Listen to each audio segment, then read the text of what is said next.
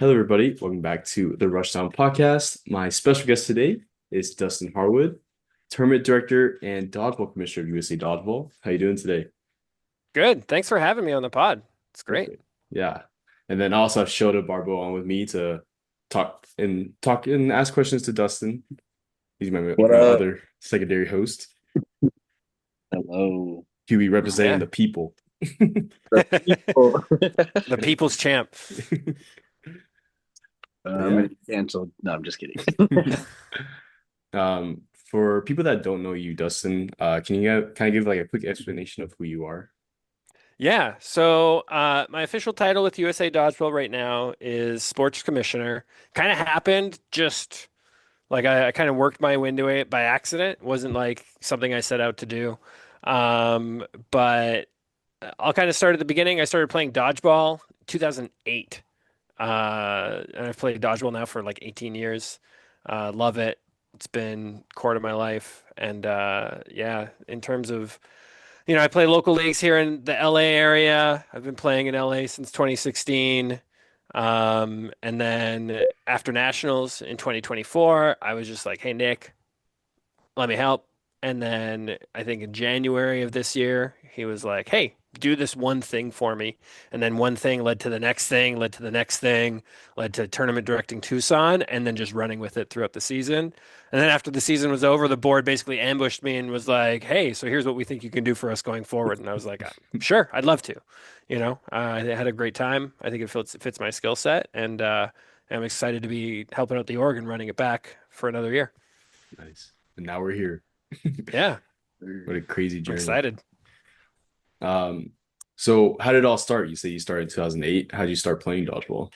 Yeah. So 2008, I lived in Vancouver, Canada, working at Electronic Arts, and they had this super cool event called the Corporate Championships. And basically, there'd be like 20 sports, and your company would compete against other companies, and dodgeball happened to be one of the sports. And we had a great, like, it's the EA Sports campus, so they have a soccer field on site and a full basketball court, and they had dodgeball in there. And there was a bunch of players that played in VDL, shout out VDL. And they were like, "Hey, we're putting together a corporate championship team to play in this corporate championships for dodgeball." And I was like, "Yeah, sign me up. I'll do it." I was a former baseball player all throughout high school, and so decided to pick it up and fell in love basically right away. Lost in the finals to a bunch of teenagers that were cheating.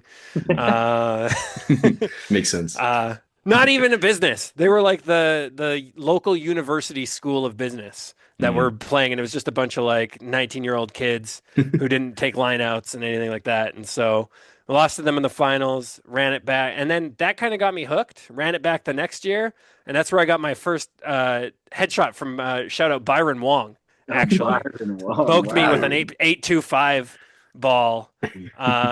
But fell in love, played there for the 3, 4 years that I was in Canada for till I moved to San Francisco, where they had like every type of dodgeball under the sun. We played with one league played with 10-inch foam balls. It's crazy. That's wild. Like those things just float. Like you That's throw them crazy. and they're just like floating.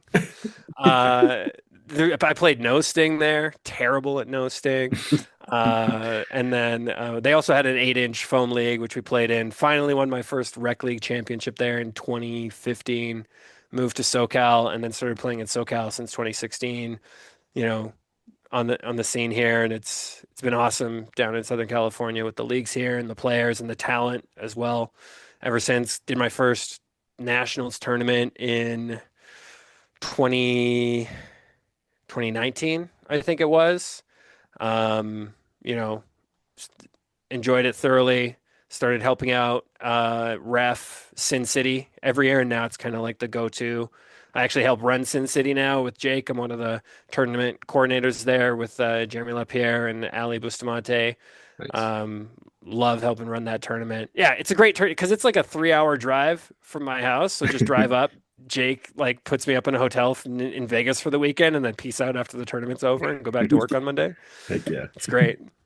The Get dodgeball paid life. for the gig too. Basically break even on gas. But I I get love it. supporting that tournament, like it's awesome. And then yeah, started Almost retired actually during COVID. I fractured my left knee. I think everybody during COVID was trying to find ways to stay healthy. Was out running one day, didn't feel good, went into the doctors, had a knee fracture, took 9 months to heal. I was in a brace for 6 months. Um, and I was like, what am I going to do? Never felt right. And I was like, I don't know if I'm even going to be able to play sports anymore. It just doesn't feel good to move on it.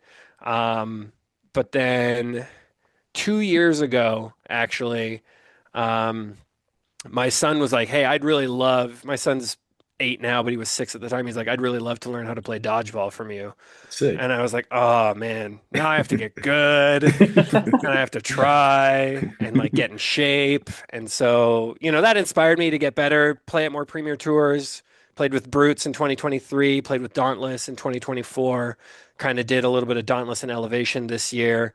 Um, and yeah, I just love the game, and I love the sport and I love the community around it. It's one of the biggest reasons that I built friends in, Southern California, in Northern California as well, and now obviously like all over the US. So Oh, it's yeah. kind of my story, but it's, brings people together and I love it.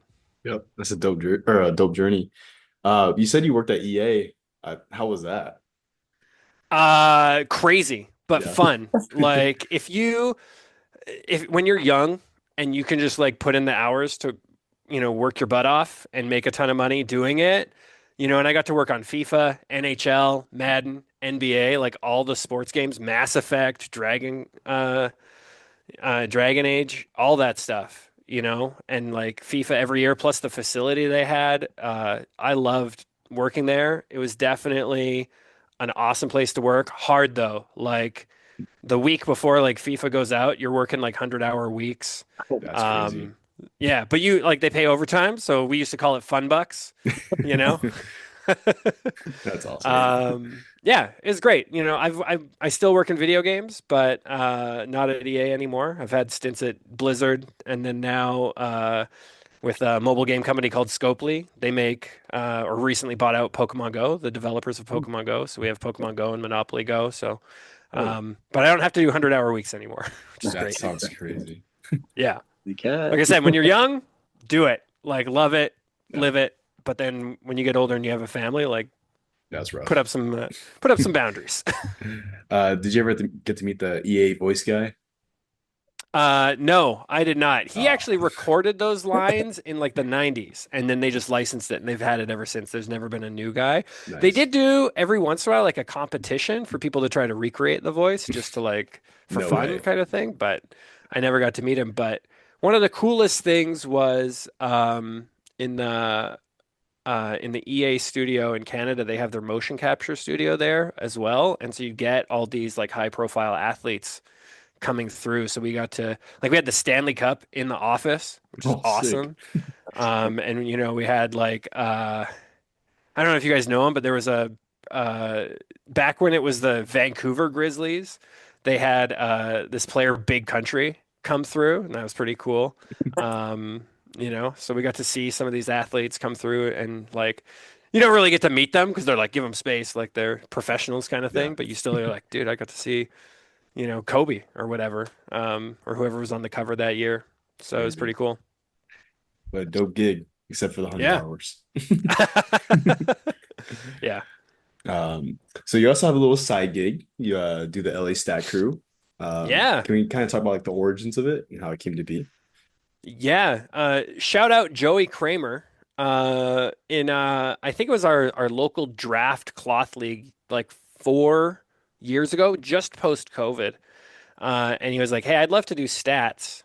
Who's interested?" And he just posted in like our Facebook group or whatever, and a handful of us signed up to do it. And it was me, Joey Kramer, Cliff Ferry, who's now officially retired, and then JD Feliciano, who are all locals and have played at various levels.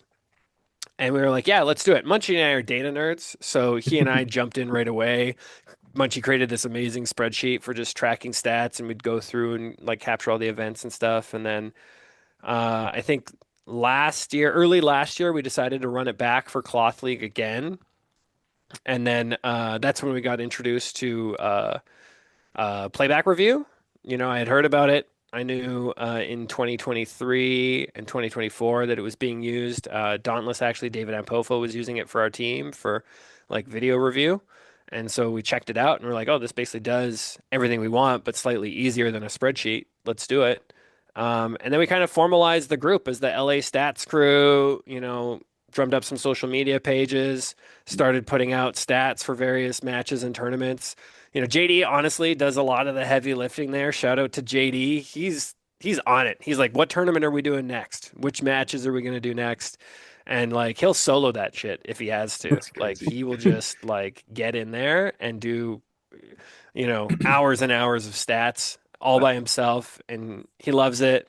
We give him a hard time, but yeah, I mean, we like doing it. We like helping out the community. We like the stats aspect of it. We love to joke about some of the funny stats we want to do for future tournaments. Like You should. I think one of the dream stats that we talked about actually was like how many lineouts can Yeah. we track for an entire tournament? Or if it's a cloth tourney, like how many invalid throws? Mm, That way we yeah. could show like maybe at Canada Nationals how prolific the lines Seven actually line. are Oh at getting man, everybody this. out. Yeah, Yeah. that's awesome. I But mean, that's such a thankless job because like doing stats takes forever just for someone to look at it for like 1 minute and just be over with it.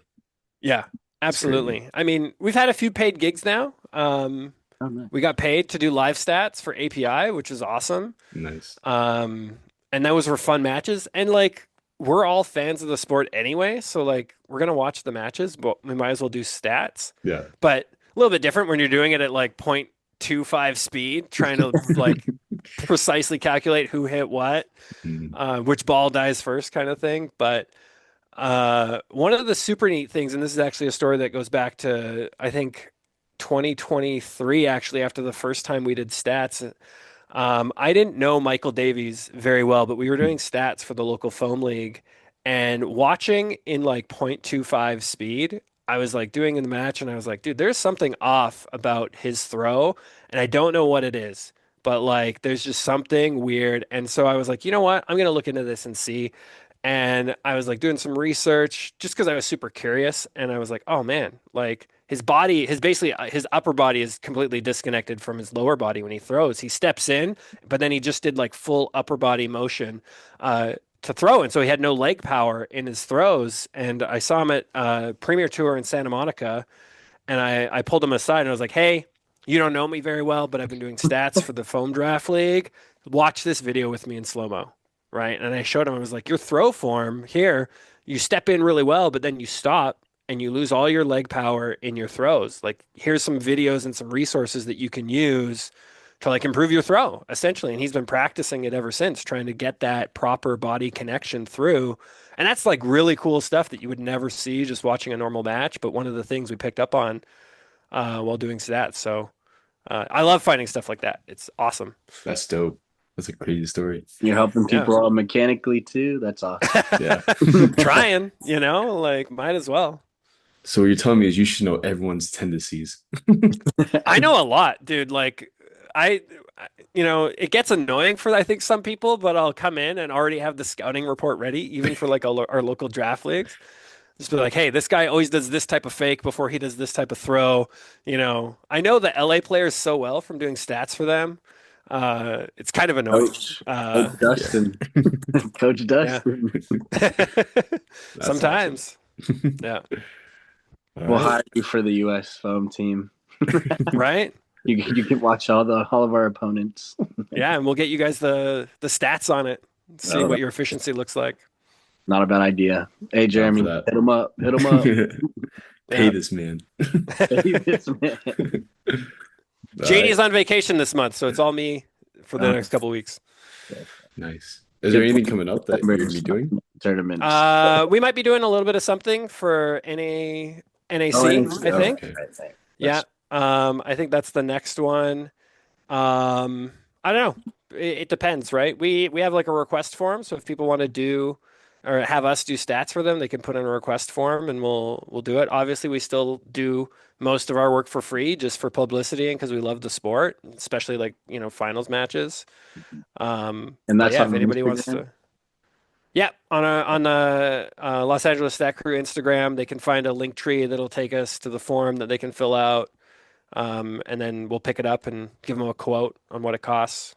We've done, basic stats for teams. We've done live stats. We've done advanced stats. Advanced stats are pretty cool because it like tracks like not just like your throws and hits and kills, but also like very specific scenarios. Like, is it a counter throw or like a preempted throw or defensive throw or whatever it might be, kind of thing.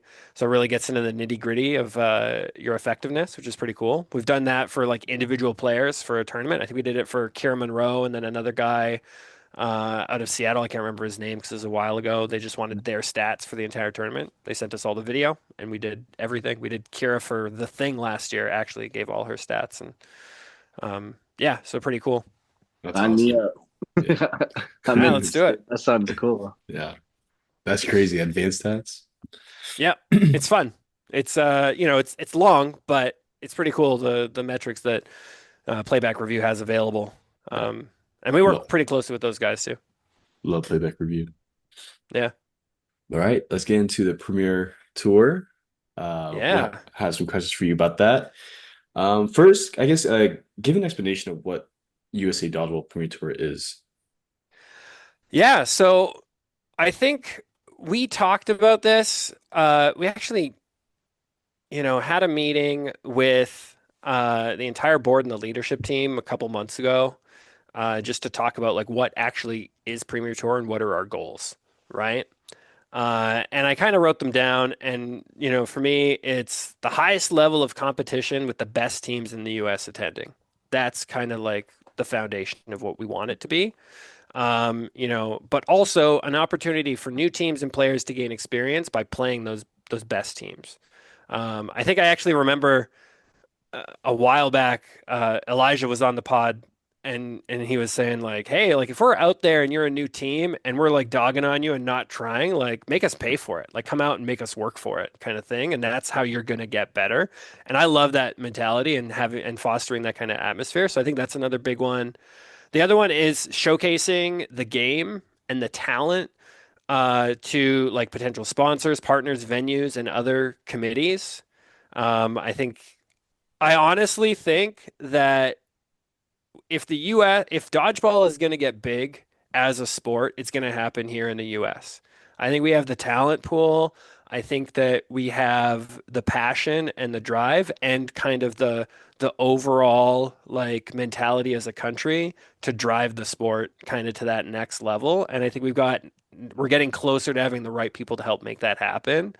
Um, and I see a lot of our players pushing for that. And then I would say like the last couple things that are goals for the Premier Tour is growing the sport and spreading awareness, and then also helping scout and build talent for the national team program, right? Um, so those are kind of like the core things of the Premier Tour, but ultimately, what it is just a way for players to compete nationally, play new teams that aren't local, and then eventually compete for the national championship and be crowned the champions for the year for that ball type or that division. Yeah, that was an amazing explanation. Thanks. I Um, love it. Like, I think we can do a lot personally. oh yeah, it's definitely on such a great track right now. I can only see it going higher, better Yeah. and better. Yeah. From my experience, at least, like playing the last 3 years, this past year was the best year. So it's only going up. I appreciate that because I did not feel that way running it. But, again, it's kind of like knowing how the sausage gets made, right? As long as you get a sausage at the end, everybody's happy. But like the back end stuff needed a little love. So No, I think I'm glad that I'm able to work on it now. yeah, every tournament it got better. At least the Yeah. tournaments I went to, every tournament I went to, it got better and better and better. So That's no great to hear. complaints here. No, I agree. Ever since this new board and like you hopping on as tournament director, I feel like everyone felt the impact of like the new transition this year comparative to other years where it's kind of been like the same formula for like 5 years since Elite ended and Yeah. USC just started. So it was kind of the same thing every year. And I feel like this year the board, we're actually listening to the people and like catering to the players and like Yeah. changing a lot of stuff to make it better.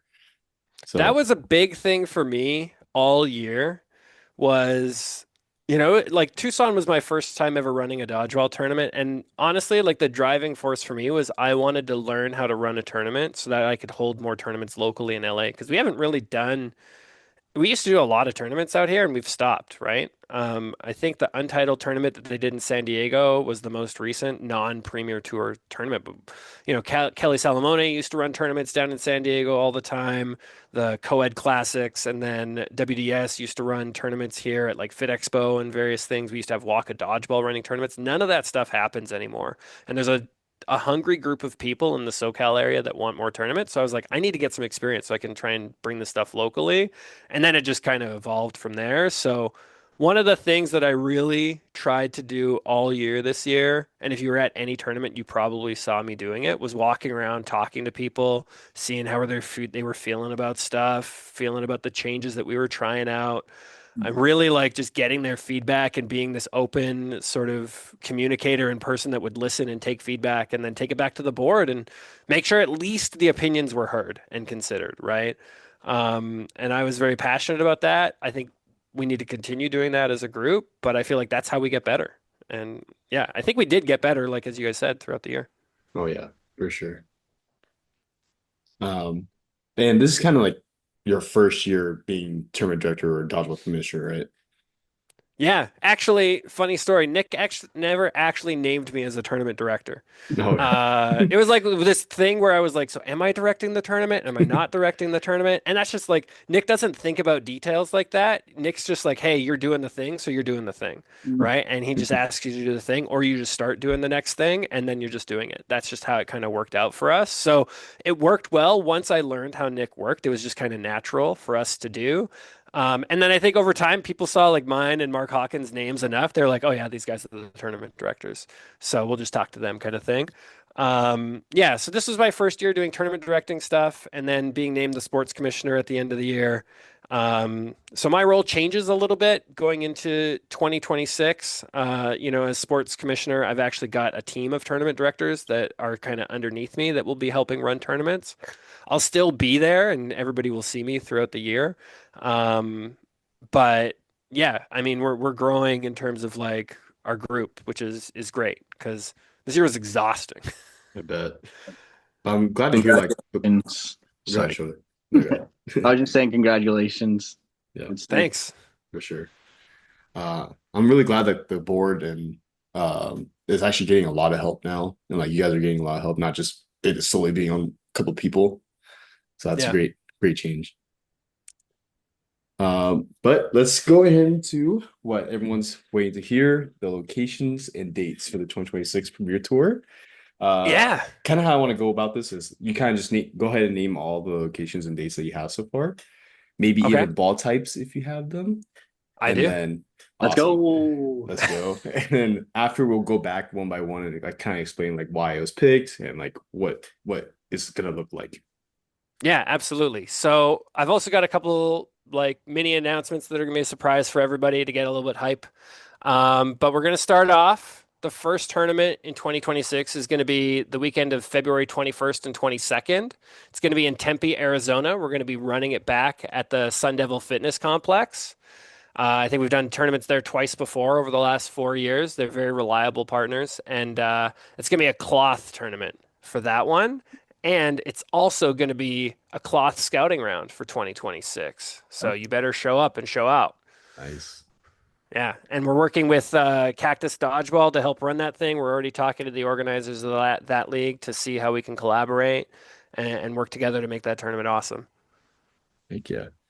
You said it was just cloth. Is this going to be Yeah. the trend for the 2026 year, which is one ball type every weekend? Yeah. Yeah. So we can talk about that a little bit later, but every tournament this year is going to be, with the exception of nationals, which is going to be a little bit more complicated, obviously, but every tournament weekend is going to be single ball type. Saturday is going to be open and women's, and Sunday is going to be mixed. So Nice. no more having to juggle ball types. Yeah. I mean, we saw how well it went in Seattle Yeah. this year, and we were like, people love it. That's what we're doing. That's just Yeah. how it's going to be, you know? So Saves money for we're you super happy guys. about it. Like you don't Yeah. have to bring a bunch of balls, different balls. You don't have to like keep up the court Yeah. all, like 3 times. Like Yeah, Great. exactly. It's going to help with organization. It's going to help with like arm health and care as well that we know players are concerned about. And then it's also going to help, I think, the individual ball types really like prove out their popularity as well, which is something I think we'll talk about in the question section. But Yep. yeah, Perfect. Go ahead and continue listening. The first one's gonna be in Tempe. yep, yep.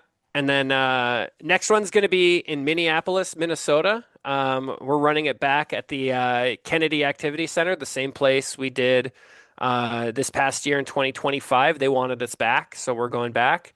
That one's going to be March 21st and 22nd, and that's going to be a foam tournament. Nice. Uh, we're super excited about this because also this is a scouting round. So the first two tournaments of the year are going to be scouting rounds, foam Perfect. and cloth. And also we've heard rumblings of some Canadian teams that want to come down and prep for Canadian clubs. Nice. So we wanted to make sure we had a foam tournament early in the schedule as well. That's perfect for Canadian Well, the suits right there. Canadian bus can get beat. No, I'm just kidding. Yeah. All right. What's Sorry, we're gonna next? run it back just like the Dodgers versus the Blue Jays. Oh, my heart. Sorry. Yeah. It's all I right. talk like It was that. a win for Japan. That's what No, I for I sure. look Was at a it win as. for Japan. Team Asia. Yeah. All right. What's next? All right. So the next one's going to be in Hamilton, Ohio. This is a little bit north of Cincinnati. This is actually at a location called Spooky Nook Sports Champion Hill. NDA has run some tournaments here, and they wanted to work with us this year. So we're going to be hosting a no sting tournament there on April 25th and 26th. Yeah, we're excited about that one. It's a new venue and partnership for us, but well, I mean, yeah, you don't want to play Yeah, no sting, then don't go to the no sting tournament. You know what I mean? exactly. But yeah, I mean, we'll talk about some of the reasoning Well, behind it's that where all later the for sure. people play rubber, so not a bad Yeah, place to play it. So good idea. exactly, exactly. And we've got some local college leagues out there that play rubber, so we're hoping to Perfect. try and entice them to come out and play as well. Coach Um, some of those college Nice. players. yeah, Heck yeah. exactly. I'm really glad to hear that you guys are collabing with NDA. I think it was overdue. Yeah, I mean, there's some history there. I don't know the full details. Gotta try to stay out a lot of that drama. Yeah. But they want to work together with us. We want to work together with them and grow the sport. So we're doing our best, putting our Heck best yeah. foot forward. Hey, if any of you NDA guys want to play me, let's go. I'm ready. I'll go up there and make a team. Do it. Make sure you bring the King and Oasting with you. Oh Mm. yeah, I got Bo. Yeah. I'll bring Dylan. Just no pinching the noasting balls, okay? Full court. Oh, cool. Yeah. All right. What's next after Ohio? All right. So the next one after that is going to be Birmingham, Alabama. And people might not know this, but we actually help organize the World Police and Fire Games there. They have a little dodgeball division in Birmingham, Alabama. And so now they've invited us to play to host a tournament at Finley Center. Uh, Really nice venue. All of these venues are really nice. And that's going to be a foam tournament, and it's going to be June 6th and June 7th. And Shota, I know that you guys are growing over there at ADC, but and I know Pierce wants to run some tournaments. So if you guys want to learn how to do this, we'd be happy to collab with ADC on We running could this thing. I know try. it's We pretty could close to you try. guys. I'll talk to Kyle Dattlebaum and see. We don't have the biggest community, but I think we could get a lot of people out there, so we could do our best. Yeah. We could try. Let's talk about it. Need You kick help. off that conversation and we'll see what we can do. Any help is appreciated, right? But Right. I know Pierce has been talking about trying to run some tournaments in Atlanta for a while now.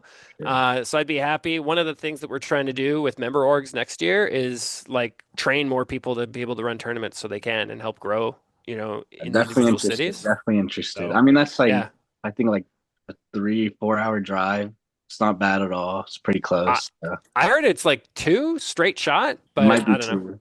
I mean, Yeah. but there's always traffic in Atlanta, so just Oh, that's true. Yeah. So it's like when I have to drive to LA and it's an hour, but actually it's 3. No, I fair. love to hear that you're working with the local dodgeball leagues as well to help you all out. Yeah, perfect. Yeah. I mean, like I said, Cactus with Tempe. We've already been in contact with both Twin Cities and Minnesota Dodgeball for Minneapolis, collaborating there.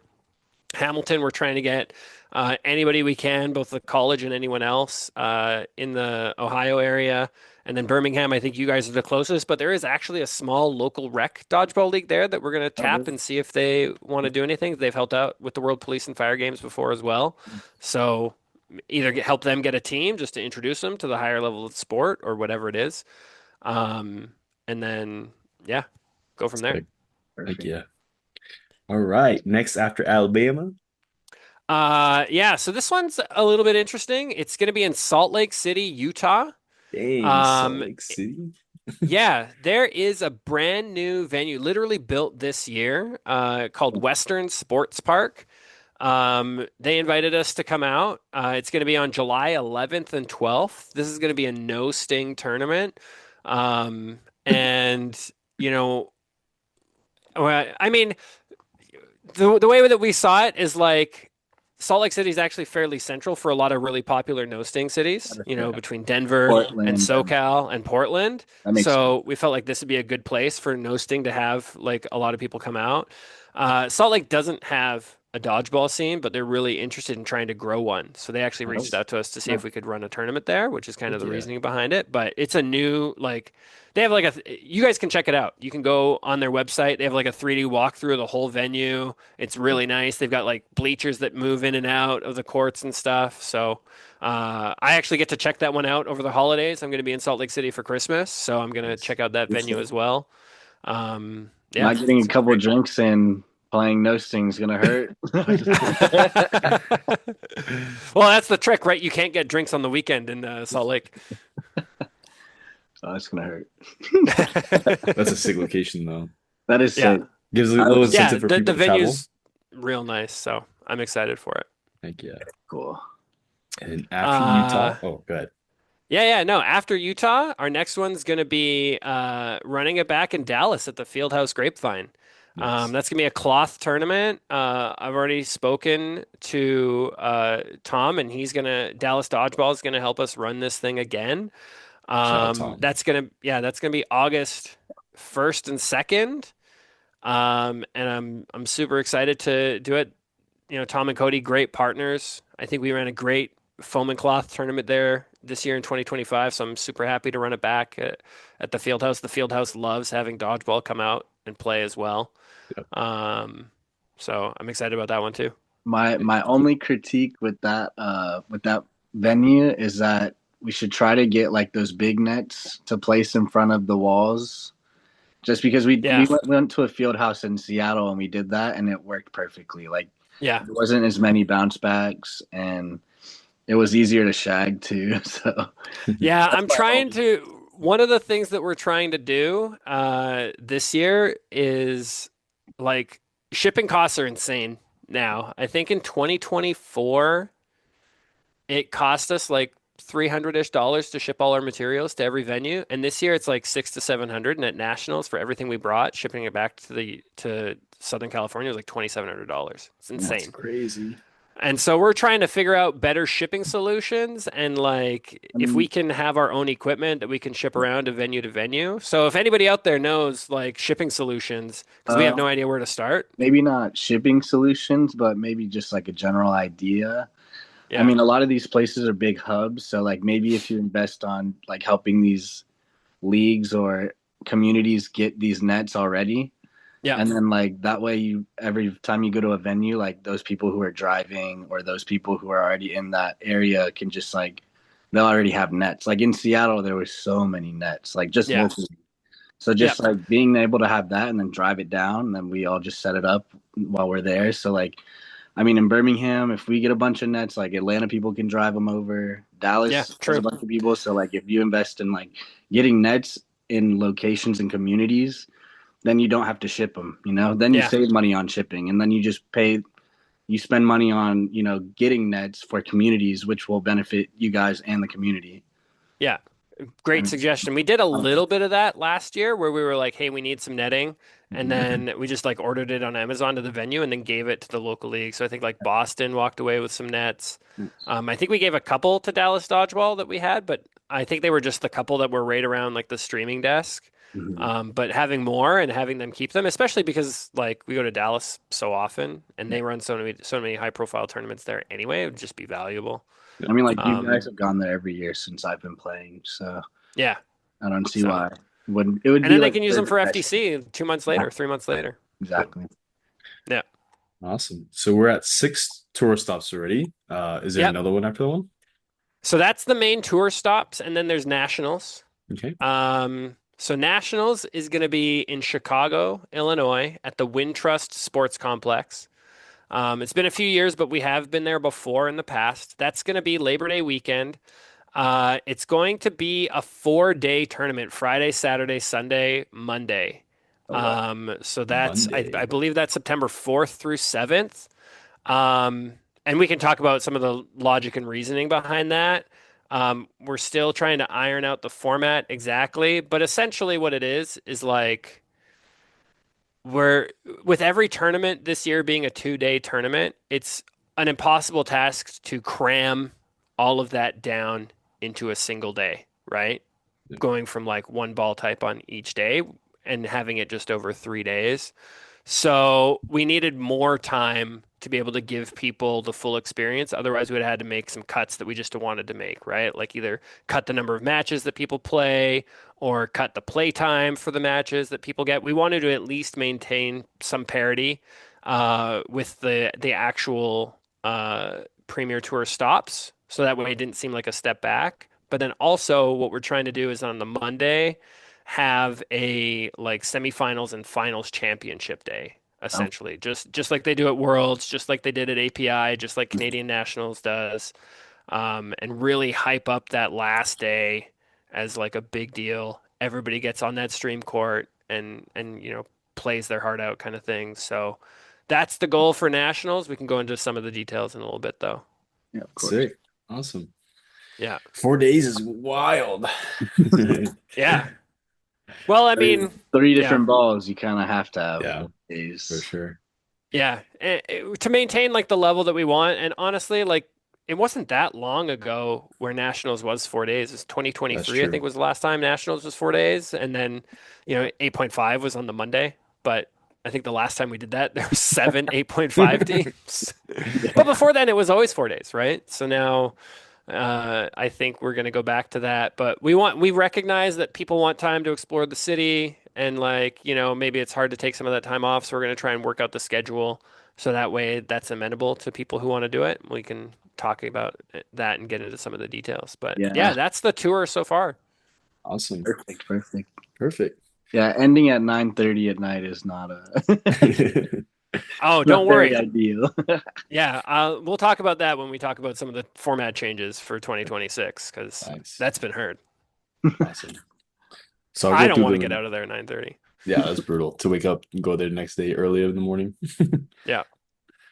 But I'll go through them again. First one's Arizona. I mean, I feel like it's kind of tradition at this point to have Arizona as the first stop. Yeah. Um, Minneapolis is the next one. Yep. That's been great for the Canadian teams to come down super close for them, and hmm especially being foam. I think it's really sick for them. Yeah.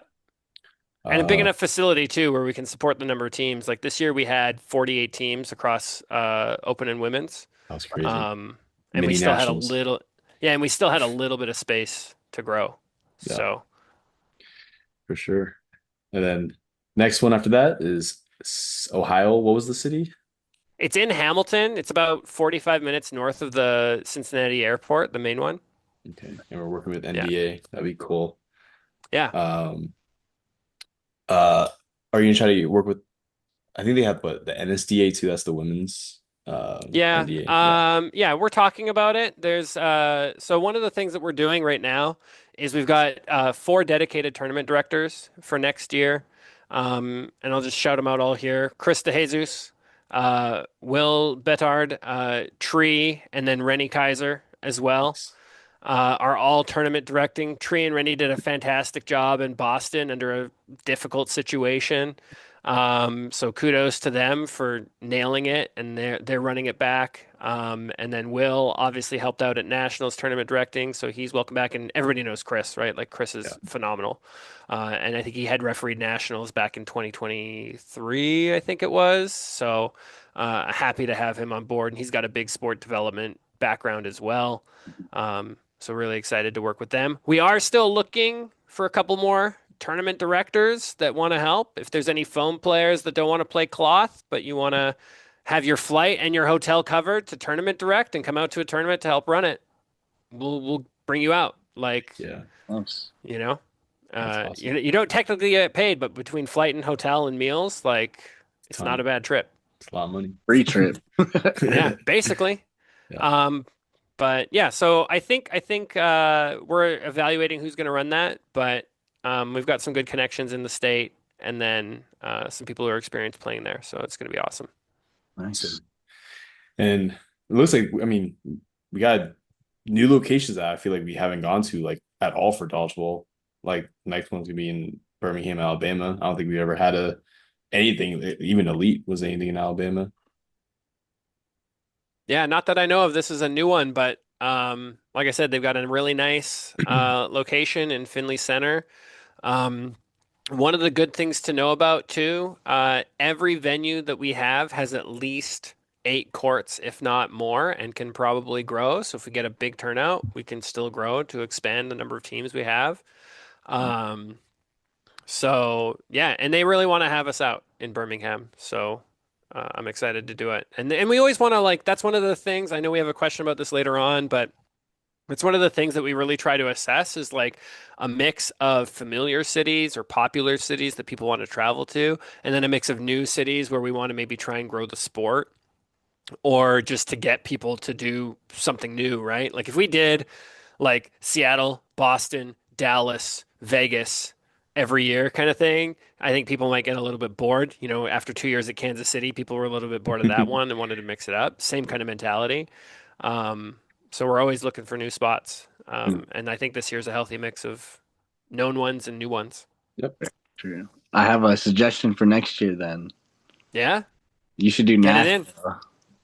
Nashville? Nash Vegas. That'd be fun. Oh yeah, Not a we'll do bad it. idea. I It's got kinda family like out there, central. so It's like central in between the East Coast, so yeah, I'll yeah. check I got it. family out there, but I mean, we're taking bids for 2027 locations already. So if anybody wants to put their name in the hat, This man's Hawaii. got definitely. family everywhere, bro. Yeah, I mean, between like my wife and I, we got a lot of family, and we got to travel a lot, and hers is all over the country. That's Nice. awesome. Yeah. And then, I mean, another new city, Salt Lake City. I think that's gonna be a dope location. You get to travel to that. Yeah. Yeah, and Salt Lake's nice. I've been there a few times. Beautiful area, great city. Obviously strict alcohol laws, so if you're going out to party, probably not your vibe, but you know, the facility is fantastic. And we're hoping to, you know, get some good competition out there for Nosting. I feel like it's probably one of the best positioned places for Nosting tournament other than like Vegas would be my Yeah, guess. I would say so. And next is Dallas. I mean, that's gonna be like I feel like just an every year thing. Yeah. Dallas. That's your home turf. Yep. Field house. Wall ball. We'll fix it. We'll put in Shota's suggestion. No more wall ball. Nice. And then after that is Nationals, in Chicago. Yep. That's be dope. I mean, maybe we could take up the nosing division for a Sky Zone UDC. Ooh. Yeah. That'll be sick. I mean, You'll great lose. You'll lose stops. half. You'll lose half the dodgeball community if we go back to Sky Zone. But busted knees. It's Fusion Court though, not actual That's fair. trampolines. Still, Yeah. we would get destroyed. Yeah. But awesome. Yeah, Yeah. I mean, you said Salt Lake City reached out to you. How did that come to be? Yeah, so I wasn't directly involved in a lot of the stuff this year. That was more like a Nick Factorin job, but basically there were a couple of things that he did. One, he traveled to I think like three different sports conferences this year. And like the whole purpose of these sports conferences is for venues to kind of entice sports to come out and play at their venues, right? And so you can go out there, you can start like building a relationship with venues, accepting bids, anything like that to draw you out. And, they'll work with like local tourism boards and try to like entice you to come out by giving you grants or whatever to come out to that city. That's how we ended up in Tucson last year, actually. The city of Tucson gave us a grant to come and run the tournament there, and they gave us a great deal on the facility. And that's kind of the same thing for Salt Lake. They have this new venue, they want to build popularity, and so they're just reaching out to every sport that they can to come out and play there. Nick was really impressed with kind of the pitch that they put together, the facility that they have. And so, I don't know the details of every city and what he's worked out with them, but that's essentially like the gist of it for these new cities is they made an enticing pitch and sort of beat out the competitors for those same dates. Nice. Yeah. That's awesome. And that's the same thing for Birmingham. And then Hamilton is kind of like I think Spooky Nook they have a number of locations all over the US, but they do a lot of work with NDA and they wanted to grow sort of the dodgeball presence at their venue. So they reached out to us just before, I think, Nationals, or maybe just after, saying, hey, we'd love to work with you guys and bring some of your tournaments here. So he's been working on a deal with them, and this is, our first attempt just to see what it's like. And they have a great facility too. I'm actually checking out that Hamilton, Ohio one in a couple weeks because I'm going out to Ohio next weekend for Thanksgiving, and we're going to be like 30 minutes away, I think, from the venue in Dayton. So we're going to go check it out and meet the people. But yeah, I'm excited for these new venues, and it's always good to have strong partnerships. It's one of the things that I learned this year is that a strong partnership with the people that run the venues can make or break a tournament, Yeah. and really make or break the effort that the team puts into actually making that tournament successful as well. Like the cool thing about Tucson was they actually had like on-site staff, like 4 people helping us tear down, pull up tape. And that was all covered in the venue cost, right? That Nice. wasn't something that we had to pay for that was extra. They just are their regular staff. So like we came in Sunday morning and they had already torn off all the tape and all the netting for all the courts we weren't going to use on that second day. So we just showed up and we're like, sweet, we don't have to do any of this. We can just chill. It's great. So partnerships like that are really what really make us want to go back. And that's why we go back to, Fieldhouse. That's why we're going back to the activity center. And that's one of the reasons we're going back to Sun Devil Fitness at ASU as well. I love that gym. Gym's so dope. The gym Yeah. is Awesome. But I mean, those are the dates. hmm But let's talk about You heard it this. here first on the Rushdown. Yeah, for sure. I mean, honestly, that's such a great opportunity that you at the airport you asked me about that. I was like, I'm so down. Yeah, that's great. I'm glad we could make it work because Yeah. I think we need to add a little bit more hype to our announcements. You know what I mean? And like uplift the other members of the community as well. And if we can take this opportunity, maybe next time we do it on the bromance or something, or we do like a collab. Heck yeah. Although I love bromance. I mean, spoilers, but I heard he might be preparing like a reaction video or reaction pod to this pod. So we'll see how it Oh goes. yeah. Yeah. Okay. I got that inside scoop. Shout out, bro, man. Shout out Ryan McComb. Yeah. Macomb. But yeah, I mean, let's talk about this past season, the 2025 Premier Tour season. Yeah. I mean, how was it as your first year being a tournament director? I Kind of. enjoyed it. Yeah. I mean, like I enjoyed it. It was a lot of fun. It was rough. And I think a lot of people don't realize, first of all, I just want to do like a shout out to everybody who's helped out with USA Dodgeball from like 2017 onwards when it was actually created. Like Jake Mason had an impossible scenario. Mark Acomb going from Elite into USA Dodgeball, dealing with the COVID fallout, everything that went there, and then the board that took over, from Deanna last year to Clay, and then Alfred. everyone else that's helped, Katie Foreman, who else Alfred. was on? Yeah, Alfred, like unsung heroes of just making this thing at work. And like I'm super appreciative that everybody feels like this year got better because for me it felt like we were hanging on by a thread sometimes. Like it was that close. Like one person gets sick or one person can't commit and like all of a sudden it all just falls down, right? Yeah. Because honestly, like this year behind the scenes, like Nick did a lot of heavy lifting. Zarin was just coming on board, getting used to it, and he had like critical stuff that was non-Premier Tour to tackle. Nicole was coming on board, and she had non-Premier Tour stuff to tackle as well. And it was really like me and Mark and Nick that did everything. And it's rough trying to schedule and manage 6 tournaments with the number of teams and players that we have. Uh, so, shout out to everybody who helped out in any way possible. Shout out to the LA Stats crew. Honestly, like we have a little chat with the 4 of us. And I at one point I was like, JD, I know you're doing stats, but I need you to help me make schedules for tournaments this year. So you're gonna hop into Dodgeball Hub and like write the schedule. And he would spend hours in there moving the schedules around to make sure that teams had adequate stream time and that they had enough breaks and everything. Like he was in there. He worked with me from Minneapolis onward for the rest of the year on that stuff. Munchie, I pulled him in and he did all the top 8 stats calculations Oh, wow. for the whole year as well. Joey helped tournament direct at nationals. Um, we got a lot of this sort of ad hoc support, but we made it work. But there were times where it just felt like rough. And I'm glad that we have more help going into next year because one of the things that I really like I enjoyed it. I kind of like thrive in that kind of back end chaos situation and making sense of it. It's been something that I've always kind of prided myself on is being that guy in the background that just helps make things run effectively and dealing with problems as they come up. But it was stressful. Like I wasn't in Minneapolis, but I was like sitting at home like oh my God, why are we so late? What happened? What's going on? How is this 9:30? The schedule had this ending at 7:30. I don't know what happened and I'm not there. And I'm just like stressing the whole time and I'm not even at the tournament. Like I'm just at home, like constantly spam refreshing, stressed out.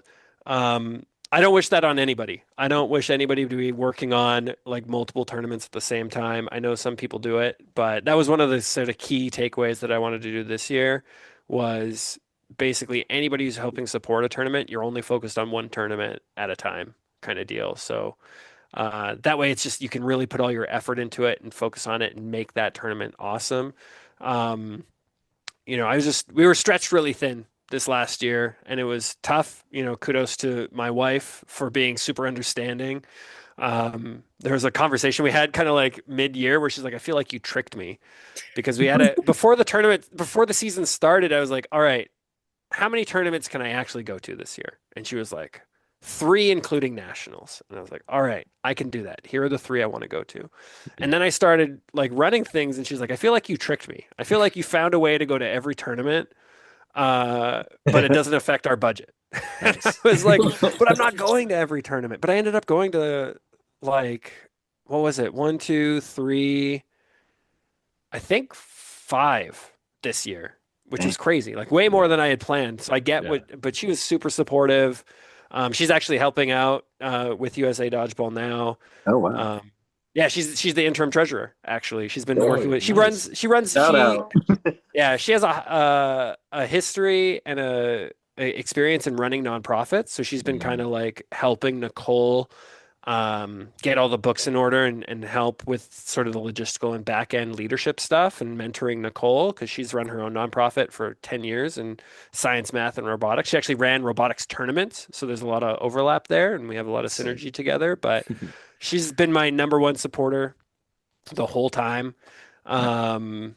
But it was stressful but fun and seeing how receptive everybody was and how awesome everybody was. I think it's easy to come into a leadership role at USA Dodgeball and really in dodgeball in general and expect the worst. Yeah. Expect like people are going to be jerks and they're going to yell at you and yap off about stuff or whatever. And I didn't really get that this year. And anytime that it came close, anybody who was getting a little bit heated or whatever, they came back later and they apologized, right? I remember a moment at Nationals, Chaz was really upset about the flooring and how it was unsafe, and he was talking to me, and I just listened. And then, like, halfway through that day, he came back and he's like, I apologize, dude. And, I didn't mean to, like, yell at you. I'm just concerned. And I was like, dude, I'm 41 years old with two kids. Like, this is easy. Yeah. This is like, adults are going to get upset about stuff. That's a you problem, not a me problem. But if you just want to come and vent, like, I'll sit here and listen to you. That's fine. Like, if you're going to yell at anybody, yell at me because I'm old enough that I'm not going to take it seriously. And I know you're not trying to come after me. So, like, do what you got to do. But at the end of the day, like, it's just dodgeball and, we're all here to have fun. And I think people were really receptive to that stuff, and that made it easy all year because everybody was super welcoming and thankful, and it was awesome. So the community really like helped, honestly, more than took away from it. But I know it wasn't always that way, so I feel like that's a positive sign. Yeah, for sure. Yeah, I feel like Definitely this year. helped. My bad. No, you're good. I feel like this year the toxicity around dodgeball has gone down significantly. Yeah, we didn't have to give out that many cards all year, That's honestly. good. And it definitely helps that Chaz is so handsome. Shout out handsome Chaz. I'd be okay with handsome Chaz yelling at me. I'd rather him yell at me than take one of his balls to the face. That's for sure. Oh, for sure. Got a cannon. I mean, honestly, shout out Miss Harwood. Yeah, true. Yeah, she makes it easy for sure. So big kudos to her. But I got to pay it forward. I was actually invited to come play with Canada at NAC. And I was like, oh, Thanksgiving weekend. Yeah, I feel that. All the tournaments next year. No, I got to pay it forward. So, Gotta just but it would have been cool to go. And then it'll be a family affair. Right? That's the goal. I mean, WDBF Youth, I think, starts at 9. So next year, if they do some youth stuff, I can get him in. He helps me practice, actually. I'll just like sit down and I'll be like, throw balls at me, and he'll just like whip foam balls at me, and I'll try and catch them or whatever. Outsiders kids are ready too. I know, dude. Those kids are good. Yeah, that'll be pretty good. Yeah, we got our own feeder system. That's how it's done. Team USA doesn't have to worry. But it's gonna be led by a lineage of Hashimoto's forever, generational. He'll still be playing with them. Yeah, that's true. That's true. So it's gonna be like a LeBron and Bronny situation there, or will they actually be good? They're actually gonna be good, right? He's gonna continue playing after Bronny's done. Yeah, exactly. But any positive takeaways you can remember from this previous year? Yeah, honestly, quite a few, but I would say like some of the biggest ones were just really I loved being there and watching the matches and watching like especially at Nationals like how intense everybody got and the battles on the floor and you know I know that like Nicole gets on everybody about the worlds and the showboating and stuff, but like I love that stuff. I love the agitator mentality. When I play sports, like especially contact sports, I'm kind of that agitator. And so I love just people trying to get under other people's skin and like throw them off their games. So but it's just exciting, honestly, and being able to be exposed to so much dodgeball and so much talent and so many people, I think was great. And like I said, shout out to the community for being so supportive and the people that did help out between like, Xander helping me pull up tape at Nationals for 30 minutes after a rough loss, or Alex Watkins and some of the crew in Cincinnati coming out and or not Cincinnati and Cleveland coming out and helping set up the night before, or Gage coming out and helping set up Nationals when I didn't expect him to. There were a lot of people that just like helped show up that I didn't expect, or I mean, I didn't really have any big expectations. That was the thing, right? I was just like, hey, we're going to do it. And if you come out, great. If you don't, no worries. Right. And so just having all that support and seeing everybody's love for the game was honestly like great for me, especially like considering like quitting just a couple of years ago, right? Kind of reignited my passion for it. So it's awesome. It's wild. We need you. We need where you. would we be without you? How was working with the Dodgeball Hub and Dodgeball.live? Oh, Dodgeball. I've said this to Megan McCaffrey and Max, but Dodgeball Hub saved my life. Like literally. Nick got me in. He was like, "Hey, I need you to help me make schedules for Tucson." And he shared with me the old like calculation spreadsheets that they had for schedules, and I was like, "Oh my God, dude! Like, what am I in for? This is brutal." Um, and and then I think after a couple of weeks, he was like, "Actually, we've got to deal with Dodgeball Hub, and it's going to make the schedule for us." And I was like, "Oh, that's great." I was already researching and playing around with Dodgeball Hub for our own local tournament, so I was pretty familiar with it. And I had already given context. Like, I work in the gaming industry. I come from a QA background. Like 3 weeks before that, I had already sent Maxime like 4 pages of notes on like feature improvements and bug fixes for Dodgeball Hub. And he's been a great partner. He fixes that stuff. He implements the features that we want when he can. Obviously, they're trying to grow a business, but they've been great partners. From a Dodgeball Hub perspective, like at Nationals, we had a couple of issues. He hopped on the phone with us, him and Megan. Megan was there in real time, troubleshooting issues and trying to get the system up and running and working. Work through that stuff in real time, which is great. We've already had sort of like a post-tournament year review and made some suggestions for stuff we'd like to see next year. So they're just great to work with. And honestly, without it, doing the schedules would have been brutal. The fact that it just auto calculates the whole tournament schedule for you, and you really only have to mess with it if you want to be a little bit more efficient in your timings, or for Mhm. us, prioritize stream court matches, and make sure that everybody has adequate time on the stream court. You almost have to do nothing once you get your teams in there. So shout out to those guys. They've been great.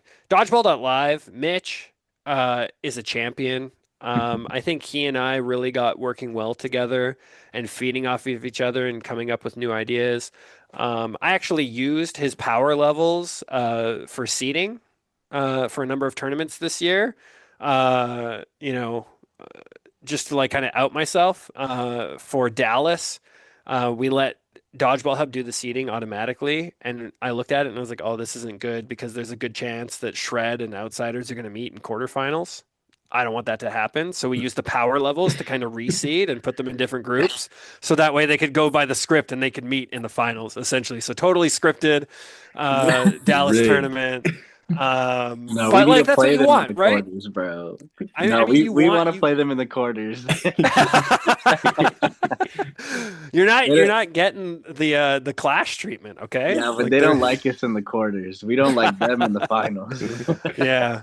But we want the best teams to play in the finals. That's the thing, right? So that was kind of the goal there was like and the power levels were useful and Mitch worked with us on, stream quality and just improving stuff like that. I love working with Mitch. I'm excited that he's on the board now, Dodgeball Canada, because I think there's some really interesting opportunities to collaborate there in some way, shape, or form.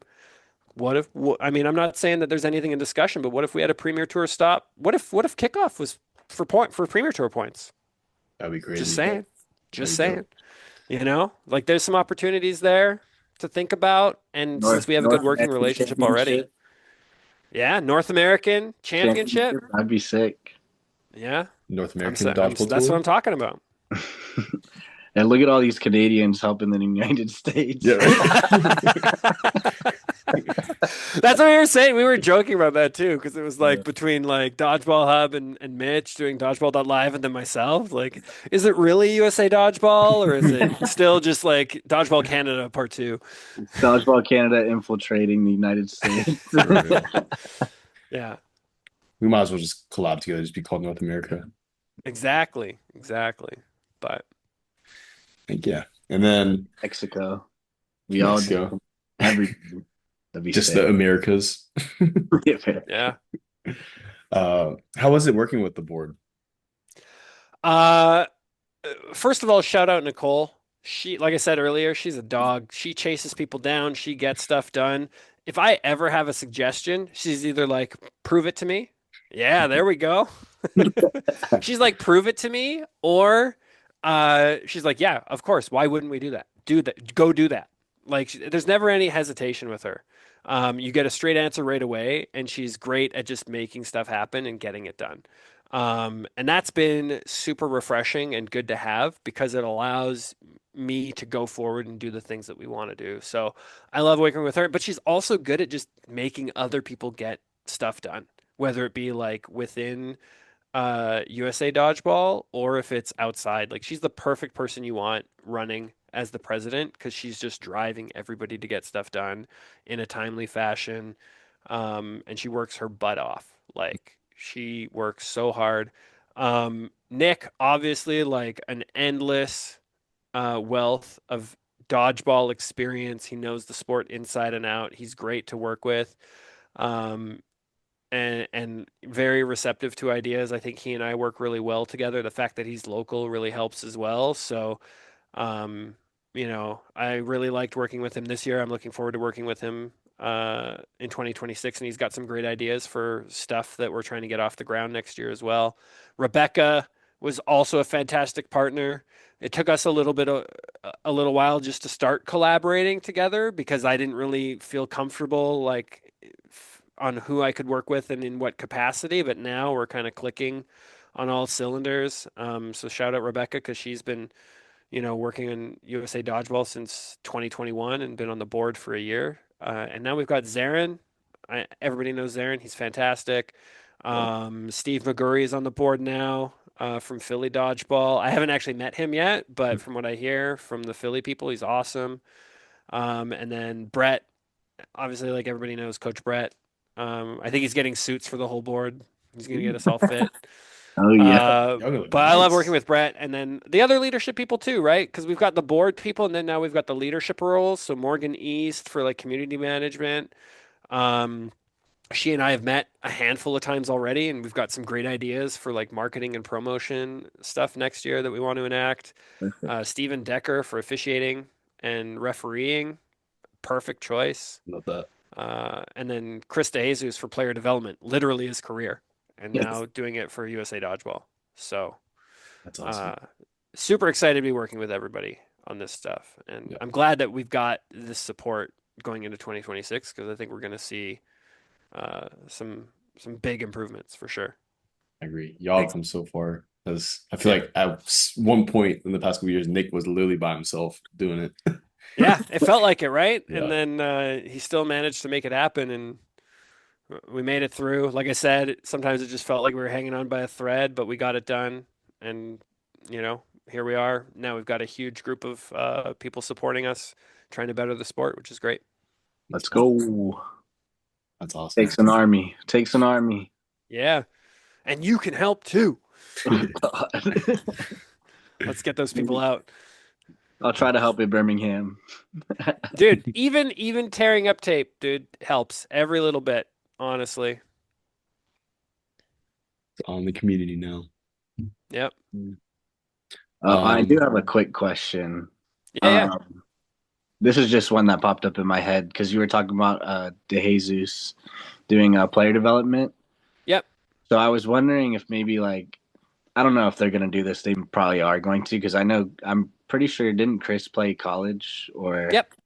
Yeah. So I was wondering if like maybe he's like going to bring some people to the NCDA and champion nationals or something, and then like see if we could scout them or try to help or see if like they would be interested to come to like some USA events because I know it's just 18 and up. So yeah, I mean, Chris has been great because he is one of the few people that actually played NCDA, and so he's been providing a lot of the context to the current board and leadership group and just like what his experience was being in the NCDA, what it was like moving into USA Dodgeball, some of the cultural differences, just to like help everybody kind of understand where they're coming from. And so, he's really passionate about it. He does like sports growth and college sports for his career anyway. He's kicked off the Lehigh Dodgeball League up where he's at now. And he's talked about trying to potentially run some youth tournaments in that area to start growth. I think the board has a couple of ideas on how they want to utilize him moving into 2026. Nothing's been finalized, but I think everybody is interested in trying to bring out some college players and help bridge that gap. I think we recognize that there is talent. I mean, Austin Morley's the example, right? Obviously, like we know the talent exists. Marshall, it can be top. Austin. Yeah, Marshall, Austin. Like we know there's top tier talent there. Like the Fernolds. Yeah, what's his name? Eric Nelson. Yeah. We know the talent's there. Yeah. And so I think we just want to help them translate that to our group. I think there's some cultural differences we'll work through, but I think Chris is being a great resource, and he definitely wants to help bridge that gap. I know the board is trying to work on some formalized relationship improvements between NCDA and NDA and USA Dodgeball. I don't know all the details, but it's definitely on the priority list because at Nice. the end of the day, what the board really wants to do is grow the sport and appeal to youth, both at the college level and younger. And we're not going to do that if we don't have a good relationship with Yeah. NCDA and NDA. And so they're working really hard. And this is another thing that Nicole is really good at. She's been really good at being like, I don't care what happened with this person in the past. You know, we're going to drop it and we're going to move on. That's just where we're at right now. I don't want to deal with it. I don't want to hear about it. Let's just move on for the betterment of the sport and the betterment of the org because we can't keep rehashing this every year kind of thing. And so she's all about it. And, kudos to her because it takes a lot to, make that call and move forward with it, but she's doing it. Yeah, Yeah. I would love to see those guys come out and play. I know a lot Yeah. of those pinch guys talk a lot of crap, but we talk a lot of crap too. But Yeah. we just want to play against each other at the end of the day. So, I mean, if we can all just do the crap talking on the court, then I mean, we talk a lot of crap between ourselves, right? yeah, Like between exactly. like foam practice squad and cloth practice That's squad. yeah, volleyball You know? practice. Got that Yeah. right. I'm No, just kidding. I always said like NCDA and NDA is like the best feeder system right now for USC Dodgeball. There's been so many hidden gems coming out of Yeah. those Yeah. organization. So I'm sure there's Yeah. other amazing players in there too. Yeah. Absolutely. But yeah. Going to the next question, a little bit on the negative side, but like, where were some negative takeaways or things you would like to adjust from this previous year? Um, I mean, some negative takeaways, like I would say like some of it is like the tournament schedule is pretty grueling for everybody, both players and people running. And that's something that we want to try and address in the long term. And I think we recognize that. Nationals especially, like, watching that unfold, seeing the like sheer number of injuries by that third day when everybody was like limping around playing mixed cloth. I was playing on elevation in mixed cloth, and half the roster was injured Yeah. and limping. Like Dakota couldn't really play. Mailing was limping. Aaron Elsner was injured. And I was just like, man, this is really taking a toll on everybody. So that's something that I know, like I wish I was more aware of and I could improve. I have some ideas on how we can be better about that in the future. The other one, honestly, like the negative was just like how much I ended up taking on myself. I was very close to burning out a couple times just because it was so much. But at the end of the day, what I really felt like was that um, what I needed to, I just wish I was able to focus on some aspects a little bit more to make them better. And I just didn't have the time and capacity to do that. And I felt like a couple things suffered, like really cool things that I think would draw people to tournaments.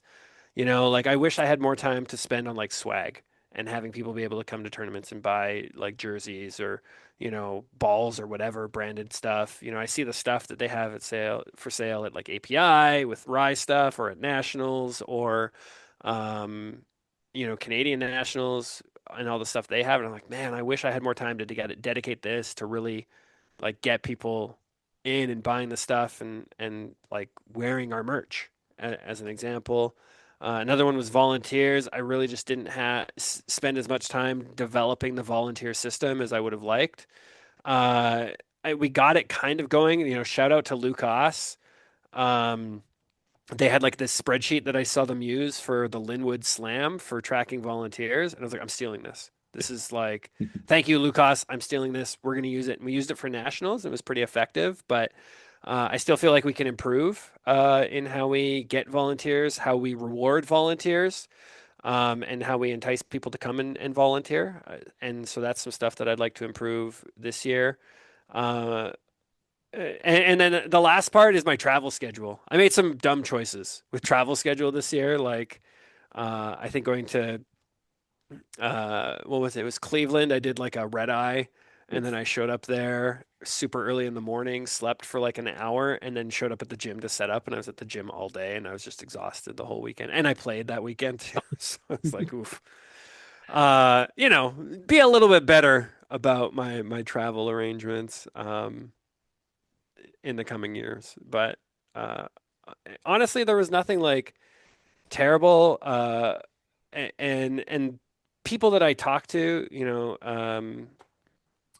shout out Sean McMahon. I talked to him at like every tournament that he was at this year just to get his contacts because I know he had a bit of a negative experience the previous year.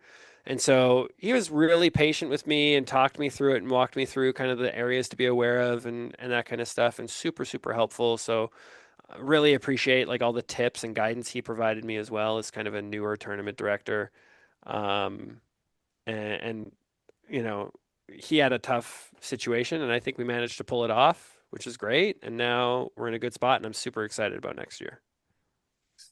Yeah, speaking of Sean, like I feel like that USA board or like whoever was on it was just like a rotating door. The turnover was so much. And Yeah, now it and that was like one of my things going into this year. I had like two goals, honestly, when I walked into this year, not knowing what I was getting into, because I had heard like through the grapevine what had happened to Sean, and so I was like, okay, uh, I don't know the details of whatever happened at the Atlanta event or whatever. He eventually told me how that all went down and how they didn't have a finals. And I was like, my goal this year is every tournament's going to have a finals. I don't care. We're going to make it happen. And that's not a shot at him because I know what happened and I know he wasn't like set up for success and he did the best that he possibly could to make it happen. Just didn't work out. I mean, we almost got that way in Boston. It was something that we were hyper aware of this year is like any venues that had hard out times we were very aware of it, and we made sure that we drove to avoid those hard out times. Tree did a fantastic job with the no sting tournament in Boston to make sure not only were we done with all matches in time, but everything was torn down and they were out of there on time because Nice. that Boston venue was like you can't even get in the door until 8 o'clock to set up, and then you have to be out of the door by like 9 o'clock, kind of thing. And not every venue's like that, so you kind of take it for granted a little bit. And then the other part was that if at any moment throughout the year something negative happened and I felt like the board didn't have my back, I would I would call it. And that never happened. The board nice. always had my back on anything that came up, but honestly, like nothing ever came up anyway. But even if they remotely did, they always had my back. And so I felt supported in being able to continue to move forward. But that was like a hard line for me is if I felt like I wasn't being supported trying to do the job, then it wasn't for me. And thankfully that never happened, and now we've got even more support. So yeah, Awesome. shout out, Sean McMahon for guiding me through that and the mentorship for sure because I really appreciated it. We'd love to have you back, Sean. Yeah, we would. It's Come totally back, different now. It's totally please. different. Um, Something I wanted to bring up about this previous year was the registered team cap. I feel like there was some problems with it, especially that Minnesota round. Yeah, I feel like it filled up very quickly, and there was a lot of like outrage and backlash on it. yeah. Is So go ahead, you finish. I was going to ask, like, is that going to be kind of a problem for this next year? Like, is it going to be like such a small cap? Like, I feel like there was one tournament that was like capped at like eight teams like that. I can't remember. I think it was Uh, pretty low, or like 12 or something like yeah. So I'll be fully transparent here. What happened in Minneapolis was literally a copy and paste mistake. We did have a hard team cap for Tucson, which was 12 teams, but that was a venue limitation. We just didn't have the course to support more teams than that. Minneapolis, we had always known that we could expand in some way, shape, or form, but we had never really had a method for doing the math in advance. And the event got set up and posted out, and they just basically copied all the details from the Tucson, updated a couple things, but they didn't validate the team caps. And so we've put processes in place now um, to address that. And this is one of the things that I'm really passionate about for next year is knowing what the actual team cap is before we even post that event and then making it and then setting that. So we aim high and then go low versus start low and then expand up, right?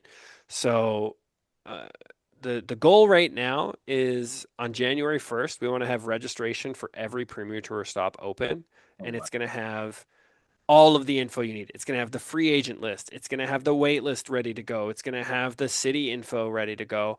I know I can guarantee the first three tournaments of next year will have the host hotel info available and posted as well. We're aiming for all of them, but at least those first three. Um, we want to have all of that detail ready and available for registration. Last year, we did kind of like a cascaded thing where it was like 2 to 3 months before the event, we would turn on the event, people would register. That's not going to be the case in 2026. You're going to be able to start signing up for everything on January 1st. We're going to turn on USA Dodgeball membership sign up even earlier.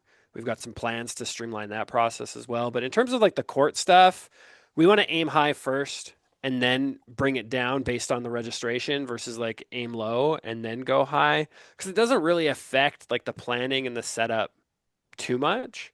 The one change that we will see is we're going to be harder on team lock deadlines in 26. I was very soft about those because we had so many issues with registration and waitlisting and getting people in.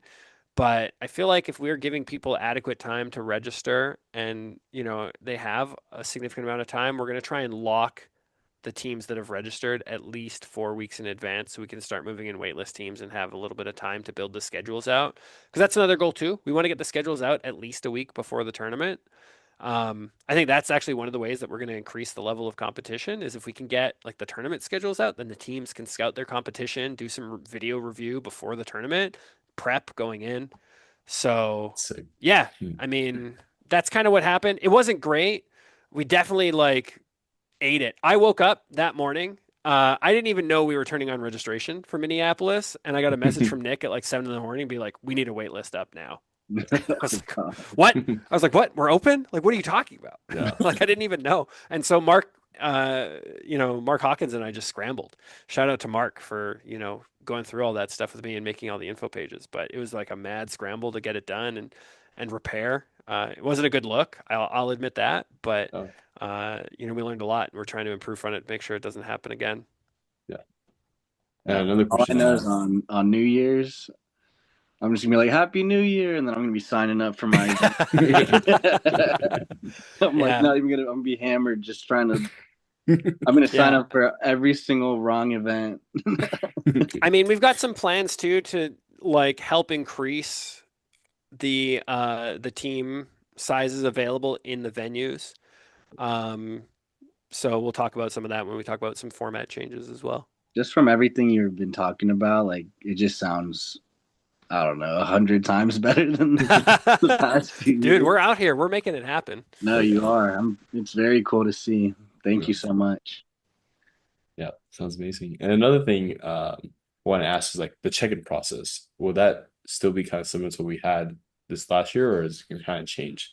Because I know in Minnesota it was Um, kind of something happened and it caused a lot of like delays. yeah, yeah. So we've got a couple of improvements that we want to make to check-in process. We implemented some of those just based off of experience. I think actually Seattle did like a fast lane and a slow lane. So if you had your QR code ready, excuse me, people were able to just walk right up and check in, and that was super fast. I think Nick also at one tournament acted as like a floater going through the line with his phone or tablet, checking people in and walking through, which helps speed up. So I think we've learned a lot in 2025 that we're going to implement as standards going forward.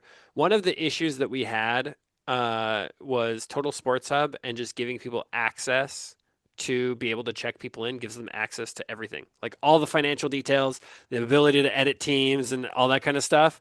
So we're working on fixing that so we can just give people sort of check-in access and then we can get more volunteers. But this also falls on us.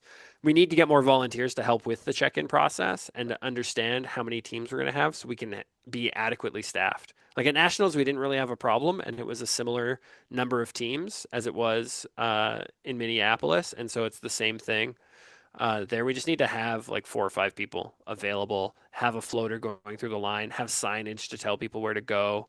Um, So yeah, we definitely plan on improving that significantly because we don't want it to be a barrier, Yeah. for sure. In Seattle, it was me, Aurora, and Brandon, and then Nick Factorn. We what we did was like there were two people that were looking up people's names if they didn't have their Yep. QR code ready, and then like one person was doing QR codes only. Yeah. And like even if that person that did QR codes, like if there was nobody doing QR codes, then they would just hop in and start typing in names too. So Yeah. it Exactly. definitely helps like having more people and like more devices to log people in. So definitely Yeah. depends on your volunteers. Yeah. So sign up, volunteer, help out. We're gonna hook you up this year. We're gonna Your get some local benefits for community. volunteers. Perfect. Yeah. Awesome. And we're sticking with, you said Total League. Total League. I forgot what it was called. Total Total Leagues. Sports Hub. Yeah, yeah. Yeah, I Yeah. feel like the Total League was last year, and I feel like we kept changing it every year. Yeah. It was brutal. Yeah, we're sticking with Total Sports Hub next year. I mean, on that, just very quickly, I know there was some pain points with like the USA membership, and then being able to like be approved by the board, and then being able to sign up. We're working with the developer of that site to improve that flow, so that way it's a lot more streamlined and easier because we recognize that was a big blocker. It was also like annoying for me. Yeah. Because only board members were able to approve people, but people would just be messaging me like, "Hey, we want to make it in time for the team cutoff, but these like 5 people need to be approved." And I was like, "I told the board, man, there's nothing I can do." So we're trying to fix that to make it easier for everybody, make it more streamlined, Yeah. and get it done. So expect some improvements there. I can't guarantee anything yet because we're still waiting on a timeline from the website developers, but the goal is when registration goes live, it's going to be earlier. We're also going to turn on membership access earlier than tournaments. So at some point in December, we don't have an exact date confirmed, but we're working through those details now. So that way people can just get their approvals in early. And then when the tournaments are turned on January 1st, they'll be able to just start registering right away. Nice. Thank you. Yeah. That'll be my Christmas present. So going into this 2025 year, you've been to tournaments before this, just as a player. Yep. Was there anything that you noticed or you wanted to change or even accomplish going into this year compared to just like the other years that you've played as a player? Do you mean like from a tournament organizing perspective Yeah, or like both? yeah, I guess like as an organizer, like you played in like the USA tours Yeah. before and like the nationals and like you saw how it was. Yeah. Was there stuff that you Uh, wanted to change? Yeah, absolutely. So there were two main things that I wanted to do. And in Nationals 2024, Joey Kramer was tournament director, I think, for the no sting division. And he was telling me how they like calculated the standings and all the work they had to do in spreadsheets. And I was like, I work in spreadsheets all the time for my job. And I was like, why is none of this automated? I don't understand why you're like moving people around manually. You can build a spreadsheet that will just do all of this. Or why isn't this on like challenge.gg to like get all your stat? Like there are tournament organizers like organizing software out there that Yeah. you can use and it will just do it for you. Why are you doing this manually? It was like beyond me. And I was like, this is one of the things that I want to change and fix. Like, there's no reason this has to be manual. It should just automatically happen. You know, that's where Dodgeball Hub came in. So we got that one. The other one was uh, like and it fits in with like the stats crew thing, but I'm a data nerd. So when I did nationals the first time, I walked away and I was like, okay, I paid $50 a division, or I think at the time it was maybe $40 a division in Hmm. 2023. My first one was Brutes. And I did the math and I was like, every match was 12 minutes. We got eliminated in like the first or second round. So and we only did like 5 matches plus a playoff match. And I was like, I played like an hour to an hour and 15 minutes of dodgeball for $40.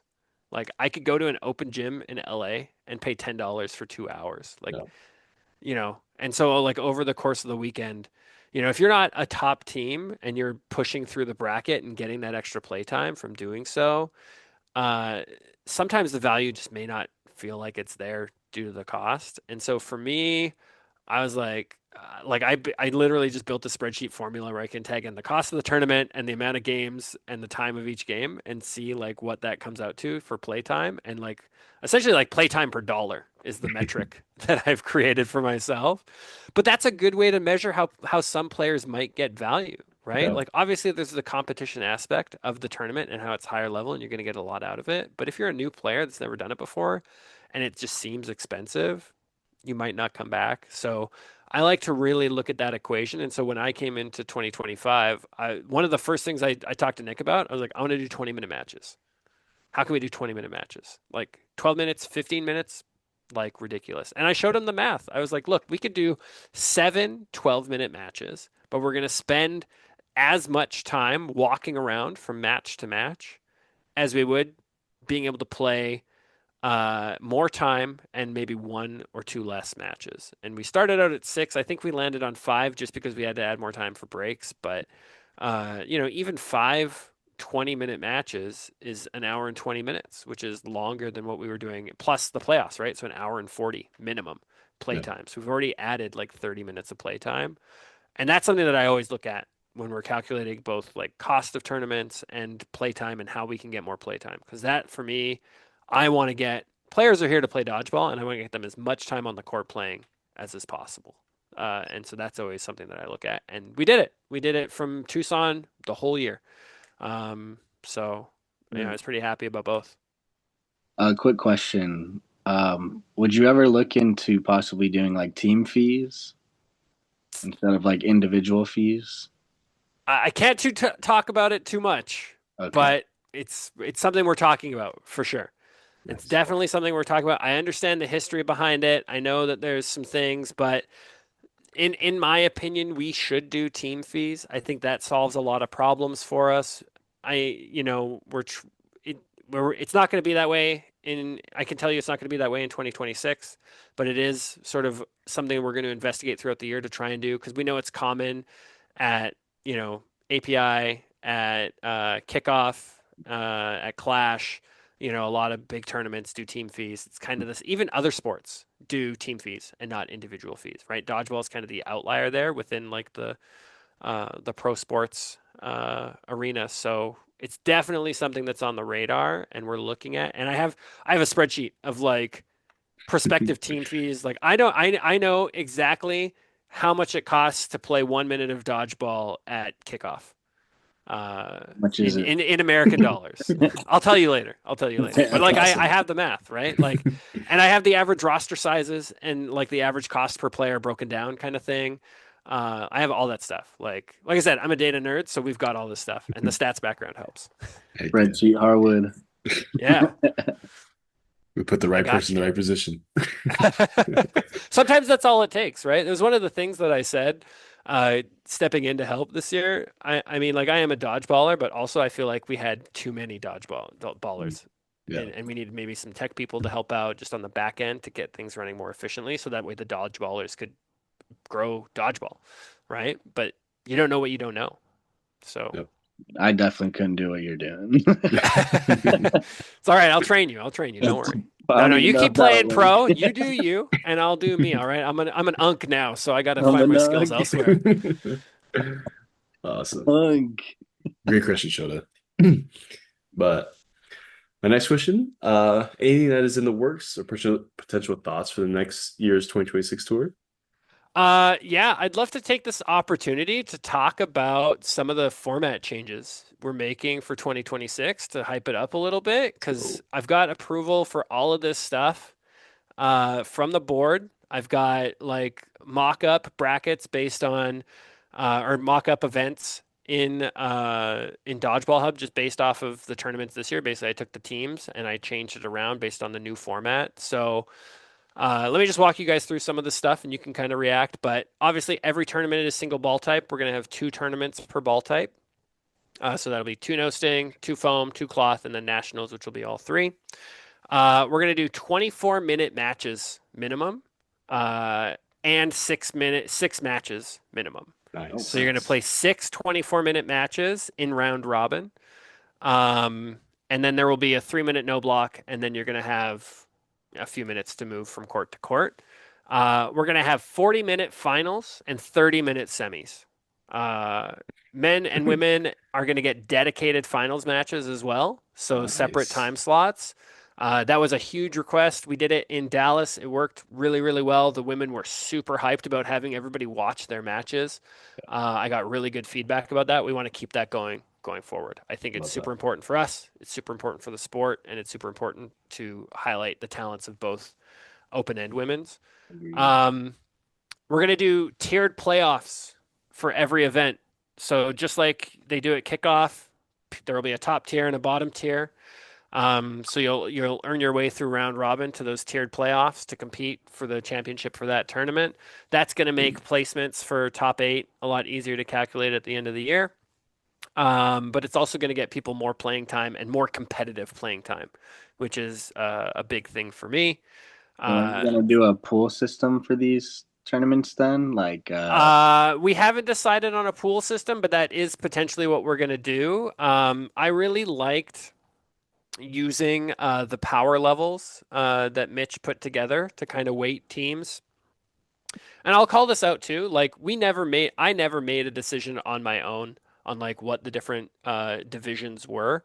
We always looked at it as a group, but I would sort of put the groups together and then I would share them with like the larger organizing group. Everybody would give their feedback on if they felt the groups, two or three groups were even, and then we would publish that publicly. So it'd be the same thing here. No one's making any decisions. Like I'm not going gung ho and just being like, I'm doing it all myself. Screw you guys. Like we're getting consensus of everybody involved to move forward. So yeah, it might not be exactly like pools. I personally like I understand. I think it's just like a personal preference more than anything. But like the top two teams in each pool kind of migrate into the top eight depending on the strength of your pool. There's always like a death pool, right? Yeah. And so like maybe top teams were competing. So we haven't decided on that specifically, but I'll take that feedback into account and we'll talk about it as a group and see what we prefer. But at a minimum, we'll have groups, and then those groups will be evenly weighted, uh, starting with power levels and then basing it off of if teams aren't on the power level list, probably we'll assess them just based on the quality of their rosters and see where they fit to make sure that each group is competitive. And you'll play within your group. That's perfect. Ideally, unless there's like a mismatch in matches. We had to do a little bit of that at nationals to like figure out the number of matches, and so Yeah. we do a couple crossovers here or there. Like I think Protect Your Neck was not top eight, but they needed to finish, so we had them. I think they played outsiders, Yeah, we maybe, did. Yeah. even though they were top eight, but it didn't count towards outsiders standings, but it did for Protect Your Neck. That was just like an odd one because there's an odd number of matches. and they played pretty well. I mean, yeah, but it was kind of those one like there's a method behind it. There's a randomness too. Like I didn't just be like, they're gonna play outsiders, right? It was like, let's put it in like one of those randomizer wheels, and it popped out a team. But I was like, look, Protect Your Neck has the opportunity to move into top eight. They should play a top eight team here as like a warm up to potentially make it in. And it just happened to be outsiders that got they, sort of they have a randomly lot of pulled. solid cloth teams. I mean, cloth Yeah, players. Yeah, yeah, like yeah. cloth teams. So tiered playoffs, we're also going to be doing placement matches throughout all the Like way big. down. So that way Wow. everybody gets to play more. More. Basically, you're going to get at least two playoff matches, if not more. That's going to help break a lot of these tiebreakers we see in the top eight, but it's going to get people more playing time. So if you're coming out, you're going to get six 24-minute matches and then at least two playoff matches that are 24 minutes each. I've done the math, but it's like over 50% more playtime Nice. for each division, which is great.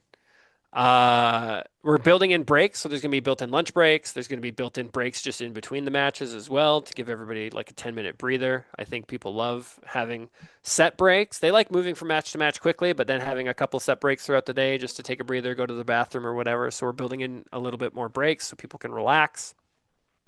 A little bit more time to get between the courts. I think Dallas was like on the high end. Nationals was kind of on the low end. Minneapolis was on the really low end. We want to build a little bit more time to get between courts. Another big one, we're not starting any tournament before 9 a.m. Next year. Yes. Yeah, so Nice. it was always 8 a.m. starts, be in for check-in by 7. Now it's going to be 8 a.m. check-in, 9 a.m. starts. So Yes. we're moving it back a little bit. We have a lot of flexibility now that it's single ball type over 2 days. And then our approximate end time on Saturdays is going to be like 7:30, depending on number of teams. And then on Sunday, it's going to be around like 4:30. So pretty similar. And that will depend on number of teams as well. But yeah, those are some of the changes that we want to do to the Premier Tour in 2025. I'm really excited about that kind of stuff. I think this is kind of the culmination of all the feedback that I heard from players, that we got from surveys, by looking at other top tier tournaments and seeing what they're giving our players. Like I said, I do a lot of the math on the back end. I look at what Clash is doing, what API is doing, what people get at Worlds, and we kind of want to bring some of that feeling into our tournaments, and really just get people the playtime that So, they're coming out for. how much is are you guys going to change the prices for divisions then? Like, how much are the divisions going to be We this? are. Prices are going to be going up per division. It's going to be $65 per division. Um, I'll just share the math with you because I've done this. But basically, if you played 3 divisions before, you're paying $150. You're going to get more play time than you would have in 2025 for $130 over the 2 days.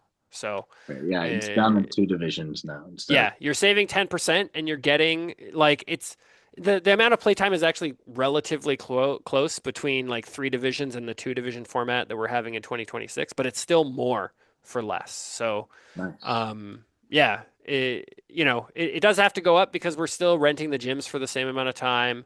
And everybody's getting more playtime, but like I think Seattle, we did $60, so it's very slightly above that. Um, so yeah, there will be a cost increase, but I think it pays off based on the amount of uh, increase in playtime that people are getting. Red Sheet Great. Harwood. Yeah, I will have making to it happen. say, if you go to nationals and play all divisions, that's gonna be hefty. That's gonna be a hefty It is. registration. Yeah, I mean we're doing 4 day nationals again, so it kind of evens out, Yeah, but yeah, it will be a little bit pricey. We have some ideas to help drive down those costs, maybe give some potential discounts to registration fees that we're working on. There's nothing we can announce yet because it's not solidified, but we understand the costs. We want to definitely drive those down. We're always trying to be aware of what it's costing players to come to our tournaments, and we want to make sure that people have ways to make sure it's affordable. So that's something that we're working on as a group as well. So for 2027, do you think we could somehow collab with NDA and then they could do the no sting and we can do cloth and foam? That way we don't have to have no sting all the time. But So, I mean, this kind of segues into something that we have that we'd like to try and pilot a little bit more this year. We've got a couple discussions underway. I can't talk about like any specifically because there's nothing solidified, but we have like a partnership program built into the bylaws, and really this is how the Premier Tour was originally built. Was that USA Dodgeball could sanction any tournament, and it could be for like, for points, oh well, right? Towards the Premier Tour, and we would just work with that member league on their tournament. And so we have a way for member leagues to reach out to us and say, "Hey, we'd love for our tournament to be for points for the Premier Tour. How do we make that happen?" We walk through the process with them, and then we can either endorse it or co-run it, co-host it, run it for them. They just help facilitate whatever it is, and then nice. we can run a tournament. We've got a couple of groups that we're trying to work with in 2026 to try and make that happen. But it kind of built off of what we did in 2027, or sorry, 2025 with Seattle, with Dallas, where they were like strong partners that we worked with. Um, you know, but one of the things that I like, literally the first thing that I sent to the board was like, here's the schedule for tournaments from Dodgeball Hub in 2025. And there was over 60 tournaments in North America scheduled on Dodgeball Hub. You That's could literally play dodgeball almost every weekend if you wanted to across all ball types. It's that's insane. crazy. Yeah. And impressive. so there's like it's a premium on player time. And so we I don't think that USA Dodgeball can grow and run more tournaments necessarily, but I think we need to work with our member orgs to help them grow their tournaments to the point where they can be at a quality enough that they can contribute to the Premier Tour system. And I think answering your question, Shota, like no Sting is kind of almost there. Like there are some great no sting tournaments, Mile High and some of the Out Loud tournaments and Stonewall, Sin City, obviously the biggest dodgeball tournament in the US, arguably. It's one of those things where it's like no sting already has a healthy tournament scene. Why are we reinventing the wheel? There's a couple things that we would need to work out with those groups, but like all those groups run great tournaments. They always sell out. We should be working with them Yeah. to like uplift their tournament scene and make that like the de facto kind of no sting tournaments. But uh, you know, on the flip side, like no sting is also a great entry ball. It's a very affordable rec league ball, right? Yeah. Those things will never pop. Yeah, Pine can land on that ball and it won't pop. Like, that's crazy. I mean, so maybe next yeah. year, 2027. Maybe if no sting goes well in Salt Lake City, you just do like a 2027 no sting nationals in Salt Lake City. Yeah, potentially. Like there's definitely like one of the ideas I had and we've talked about, there's nothing solidified here, but like what if each ball type just had kind of its own circuit, right? And that's one of the ways I see the sport growing in the future is players just specialize in a ball type. And then we bring everybody together for nationals, potentially. Yeah. But yeah, I don't think no sting's going anywhere. It's still very, very popular in the cities that play it. But I think that we need to really work with those teams that or those leagues that do have very successful no sting scenes and work with them to grow that ball type for those players. Yeah. really, Portland has a huge scene, and they're actually, I think they're doing a cash prize tournament up there. Yep, they are. Pretty cool. Portland, I've talked to Kyle Ashby a ton. I love Kyle. He's great. They have a big scene. Denver still has a very big no sting scene. Southern California is still largely no sting as well, at least in the LA area. Yeah. But WeHo, WDS, we only have now 2 foam leagues. We just had our second foam league start like 6 months ago. The Out Loud. Yeah, the Out Loud one, and then our draft one, and we have like 1 cloth league, and that's it. Everything else, every other dodge, you could play no sting every day of the week if you wanted to. But yeah, we need to work that out. There's people that obviously love no sting, so we want to grow that in its own way, and figure out how we're going to do that. So, but if you want to have more foam, reach out to us. We can work with your city on hosting a foam tournament, and it can be worth potentially Premier Tour points. Nice. That's kind of the way that I see. I see it kind of like how tennis functions, where they've got like different tiers of tournament, and like the top tier ones are obviously worth like the most ranking points, but then you can certify lower tier ones, which are worth slightly less, and that can be a way where people can just play locally, earn points locally, potentially qualify for seeding, or at least move up in the rankings, kind of thing. So would the thing ever be able to get Premier Tour points? That's one is an interesting one because it's also got Canadian teams, right? Yeah, it's invite only, right? Yeah, and I haven't like talked to Lucas. It's invite only as well. It's got Canadian teams in it, and they don't, participate in the Premier Tour currently. They can. Maybe some of them can. Some of them do. Yeah, some of them do. Some of them come down. One team got disallowed for having too many Canadians. Interesting. Yeah, that's not a conversation I've had with Lucas, so I don't even know if he's interested in having it be part of Premier Tour. But if they want it, like I used like Linwood Slam as an example. What if that was like a B tier Premier Tour tournament, and you earn a portion of points by playing with your team in that one? That makes sense. Because that's a way where I think like more local teams can slowly grow into the pro scene. I really see Premier Tour as like the pro scene, and then having a couple levels below where it's like semi-pro and then amateur, and we can kind of grow the levels that way. But it's going to take a few years to get there. Nice. That makes sense. Thank you. Yeah. My last question. Any chance for cash prize tournaments? This is a very popular request. So the big issue there is just revenue stream, right? Right now the USA Dodgeball revenue is like very narrow. Some years we run at a profit, and some years we run at a loss. It's pretty close. So there's just not a lot of room for cash prizes, but we know players want it. I think we've talked about if we could get potential sponsors for cash prizes, we could initiate that. The problem is just talking to some other tournaments that do offer cash prizes. Sometimes it's not as much of a draw as you might think unless it's pretty substantial. Like you've got to make it like well worth the team's time to travel to your tournament, potentially win that money, and then also still like make sure it covers their travel cost to go plus their registration cost and Yeah. then some, right? So like I don't see us getting to NDA levels in the next year, but who knows what things look like in 2027. But it is something that, excuse me, I think everybody's aware of. And knows that it's a high request. You know, I think we saw Hashi's post for FDC, and we're like, dude, if he wants to do it, like, let's do it. How can we support him in doing it? Yeah. Because, I think it's great. I think that it's awesome he wants to do that. We would love to offer it more. We just have to figure out a path, and that's something that we're going to try and do. Now that we've got more support within the group and we can focus on that kind of stuff, it's definitely something the board's looking into. I mean, even if I broke even, I'd be happy. Yeah, right? Any type of money, honestly, anything to help. Yeah.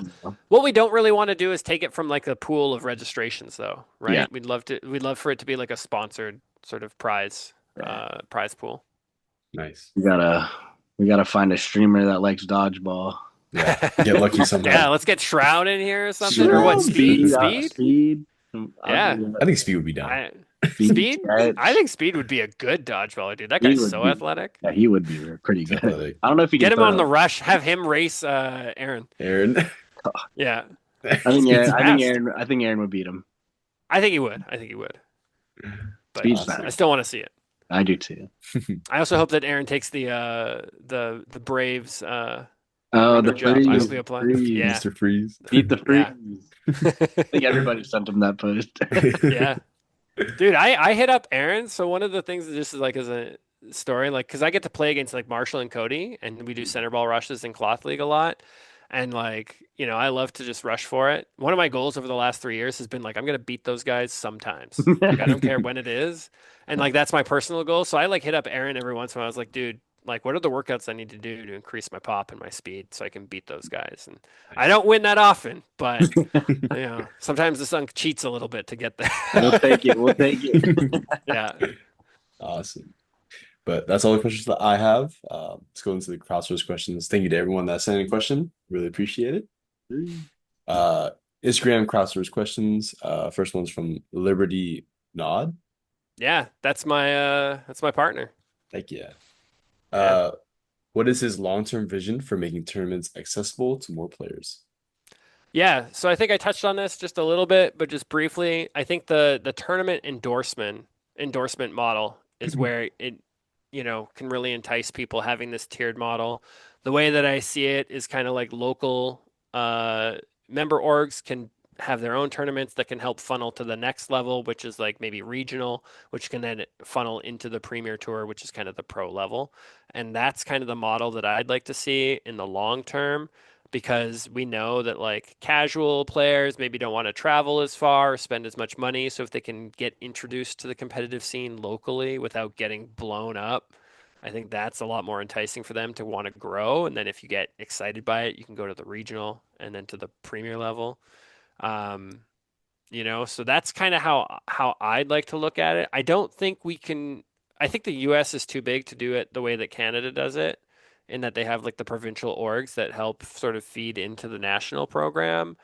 My dream is one day to have like like an invite only nationals event, essentially, like where it's like our top product with our most competitive. Like we basically, if you could cut off like our current nationals right before top eight, and then just have those promoted teams go and play in a closed tournament like the thing for 2 days or 3 days and make it this like super hype, highly competitive, high production quality event. That's where I'd like to get it to, but we have to build that feeder system to get there and allow new teams to grow and get more competitive and kind of measure themselves a little bit more. So we need to increase that. Yeah, go ahead. That would definitely force people to like go to the Premier Tour too, Yeah. like to try to make that top eight. Yeah, exactly. I think people love the way like the part of nationals where everybody gets together and Hmm. we all like celebrate dodgeball every year as a community in the US. And I don't want to let go of that, but I also like really like I know how hyped people get for the thing. And like watching it and the draw that it has and the competitiveness that it has, like that's what we want to harness. That's the product that I think we want to build towards, but we have to figure out a way to do both. I've got some ideas circling with the board on how we can just build that as a major event. Um, but it's going to take a little bit to get there, but I think I'd love to see it eventually. That'd be sick. It's sick. Yeah, The but future's that bright. feeder system at the bottom to answer Liberty's question, it's really about like helping local leagues run local tournaments to get people into the tournament mindset so they want to do more and then grow and get more competitive. Like I love shout out Lee Kick and John Carlo, their semi-pro system is a great example. Like I think that I would love to see that regionally all over the place, and I think people love going to those semi-pro tournaments, Yeah, right? It's Very sick. popular. So I think they're on the right path. Oh it's very cool. yeah.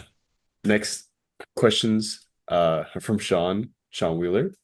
Yep. Longer matches, I less think we answered that divisions. one. Yeah. Yep. Hot Yeah. Wheels.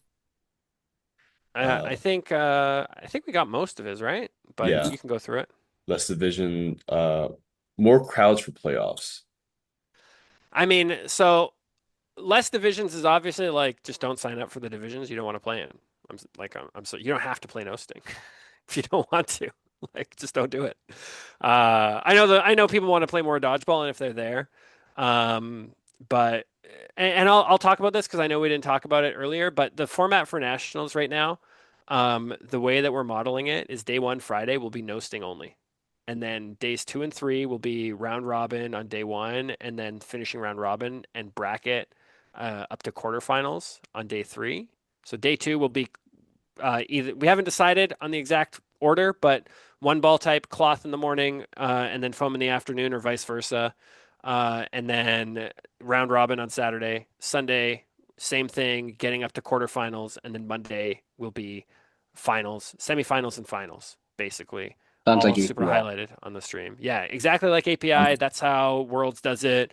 I think that's the way that we would like to do it. It's not set in stone. So if you're out there listening and you think that's a terrible idea, hit me up and be like, hey, I don't think that's good. If you have specific opinions on that, let me know. But I am pushing for that. I think that way it gives people the option of taking that Friday, enjoying the city, or just showing up Friday night. If they don't want to play no sting, if you're passionate about no sting, show up, play no sting. Play foam half a day, go chill if you don't want to play cloth, or sleep in and then play foam in the afternoon, depending how we organize it. And then hopefully, like Monday with semifinals and finals, we get everybody in there, like cheering and celebrating that stuff. And just to answer that question for more crowds, like that is a cultural thing. Like one of the things that I loved when I was playing in Canada in VDL is like everybody just hangs out and watches the finals. And I think we see that at the Canadian tournaments a lot. Obviously, you see that at Worlds and API. We get a lot of that. I'm hoping that some of the like time changes of ending earlier and starting a little bit later, people might want to stick around because they're less exhausted. But stick around, support the sport, support everybody. I think we're getting there. I think it's improving, but I think we need to do a little bit more. I think we have some ideas on how to like entice people. Like, what if we do like swag giveaways during the finals matches or whatever? So you hang out to see if you can win some swag or something. Maybe we do Throw stuff like some that. credits. Throw some credits out there. Yeah, whatever it is, right? Like make it rain, Yeah. so that way people want to stay and watch the I will match. But say, like, it's everywhere else that I've been to play dodgeball. There's always people that will stay, and like, there's a yeah, crowd. Like, even API in Malaysia, it was only finals matches, and I wasn't in a single finals match or a third place match. And I went early and went to watch yeah, like every game because like that's where you get to learn how to actually get better and actually watch the sport at the highest level. Like yeah, that's where you want to like, and to see it live, there's like no better way to watch dodgeball. And I don't So like it doesn't make sense to me in America why we don't do that when we should. Yeah. Like I mean, it if even like one of happens my in Sin yeah, City. Everybody stays for finals and for watches. sure. Like that crowd is like right, like they're like within inches of the court side and Yeah. like cheering. Like it's awesome. Getting drilled with And a no sting ball. yeah, and so like if you're one of those teams, I'm saying it now, I'm pointing at the camera. If you're one of those teams that doesn't stick around, hit me up. Tell me why. Tell me what will help you stay because we want you there. We I want mean, you to support your celebrate the sport with community. us. Support your Yeah. community. And if it's just about running too late, hey, we're fixing that, man. We're giving you breaks. You can chill. You won't be as hungry by the end of the day.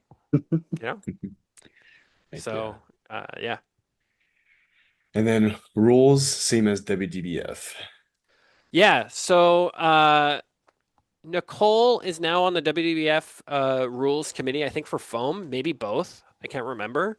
And she's very passionate about trying to align the rules between USA Dodgeball and WDBF. She even asked me, she's like, why aren't we doing 40-minute matches? And I was like, hold on. Like, that's a big ask. Like, we might not be able to do as many matches in a day if we do 40s. Sure, that could be the long-term goal, but like, let's like 24 is standard. Like that's what the thing does. That's what Canadian Nationals does until playoffs. That's what API. I think API did 20 this year until playoffs or something like that. I think for round robin they were 20. So I was like, well, we can grow there, but let's start with 24. But I think everybody on the ref committee understands that everybody would like to move closer. I will say though, like you Canadians, like you talk about how the rules aren't the same, but your rules aren't the same as WDBF either. You still require 2 points of contact for a catch. All But that's right. the only one. I'm just saying, like, you can't come down here and complain that our rules are different when yours are also different. Yeah. Like, don't give me that. Align your rules first. No, I just like to give them a hard time, but as a Canadian, I can criticize my own country, right? I'm allowed. That's That's true. that boy's Uh, becoming an American. He's shooting. Shooting. Oh my gosh. but no, like I think everybody who's involved in rules. So Steven Decker is now head of officiating and refereeing. We've got a rules committee. I think they're very passionate about aligning the rules as much as possible. I made a whole like I didn't talk about this earlier, but I presented like a 52 slide deck to the board a month ago, a month and a half ago about changes that I'd like to see, format changes, rules changes, all that stuff. And there's like 2 full pages of rule changes that I suggested for like no sting and foam rules and then cloth rules. There's definitely some that I know we want to make. The rules will be published before our first tournament, at least 2 weeks, but hopefully by January 1st. Steven Decker's working on that after NAC next weekend. He and I are meeting the first week of December to talk about what we can commit to next year. But everybody I think involved wants to move closer to those rules, to unifying the rule set as much as possible. I will say, like, and this is just kind of the caveat. If we want to get rules changed at the world level, we kind of have to test those rules in our organization first before we can propose them to the World Committee to then get them adopted. So similar to how API did like the 4-minute rounds for foam and then moving into no blocking. That was kind of like the test for if World should adopt that format or not. But we're definitely trying to move closer for We sure. should That's adopt the that. goal. Yeah. Nice. We should adopt it. I feel like we could do 3.5 minutes and be fine. Yeah. So I mean, doing stats, the only time it ever came up was when teams were trying to kill time, basically. Otherwise, every match was done before then, and then it forced them to not have to kill time, which I think served the purpose. I think that the way API implemented it wasn't quite perfect. I think we need to stop the match and like reset and then continue. Because there's so many like weird like logistical issues that didn't come up that I saw during API that could in a real tournament. Like, what if you're like mid jump and like trying to block in the air, and then they're like, no blocking, and you're just like, what do you do, right? That's your fault. That's a skill issue. Yeah, exactly. Jump. Never jump. Always lateral. Exactly. Yeah, you only go down. Yeah. Test that reaction time. Like, be ready. I to mean, drop what they those. said, how they explained it was like, okay,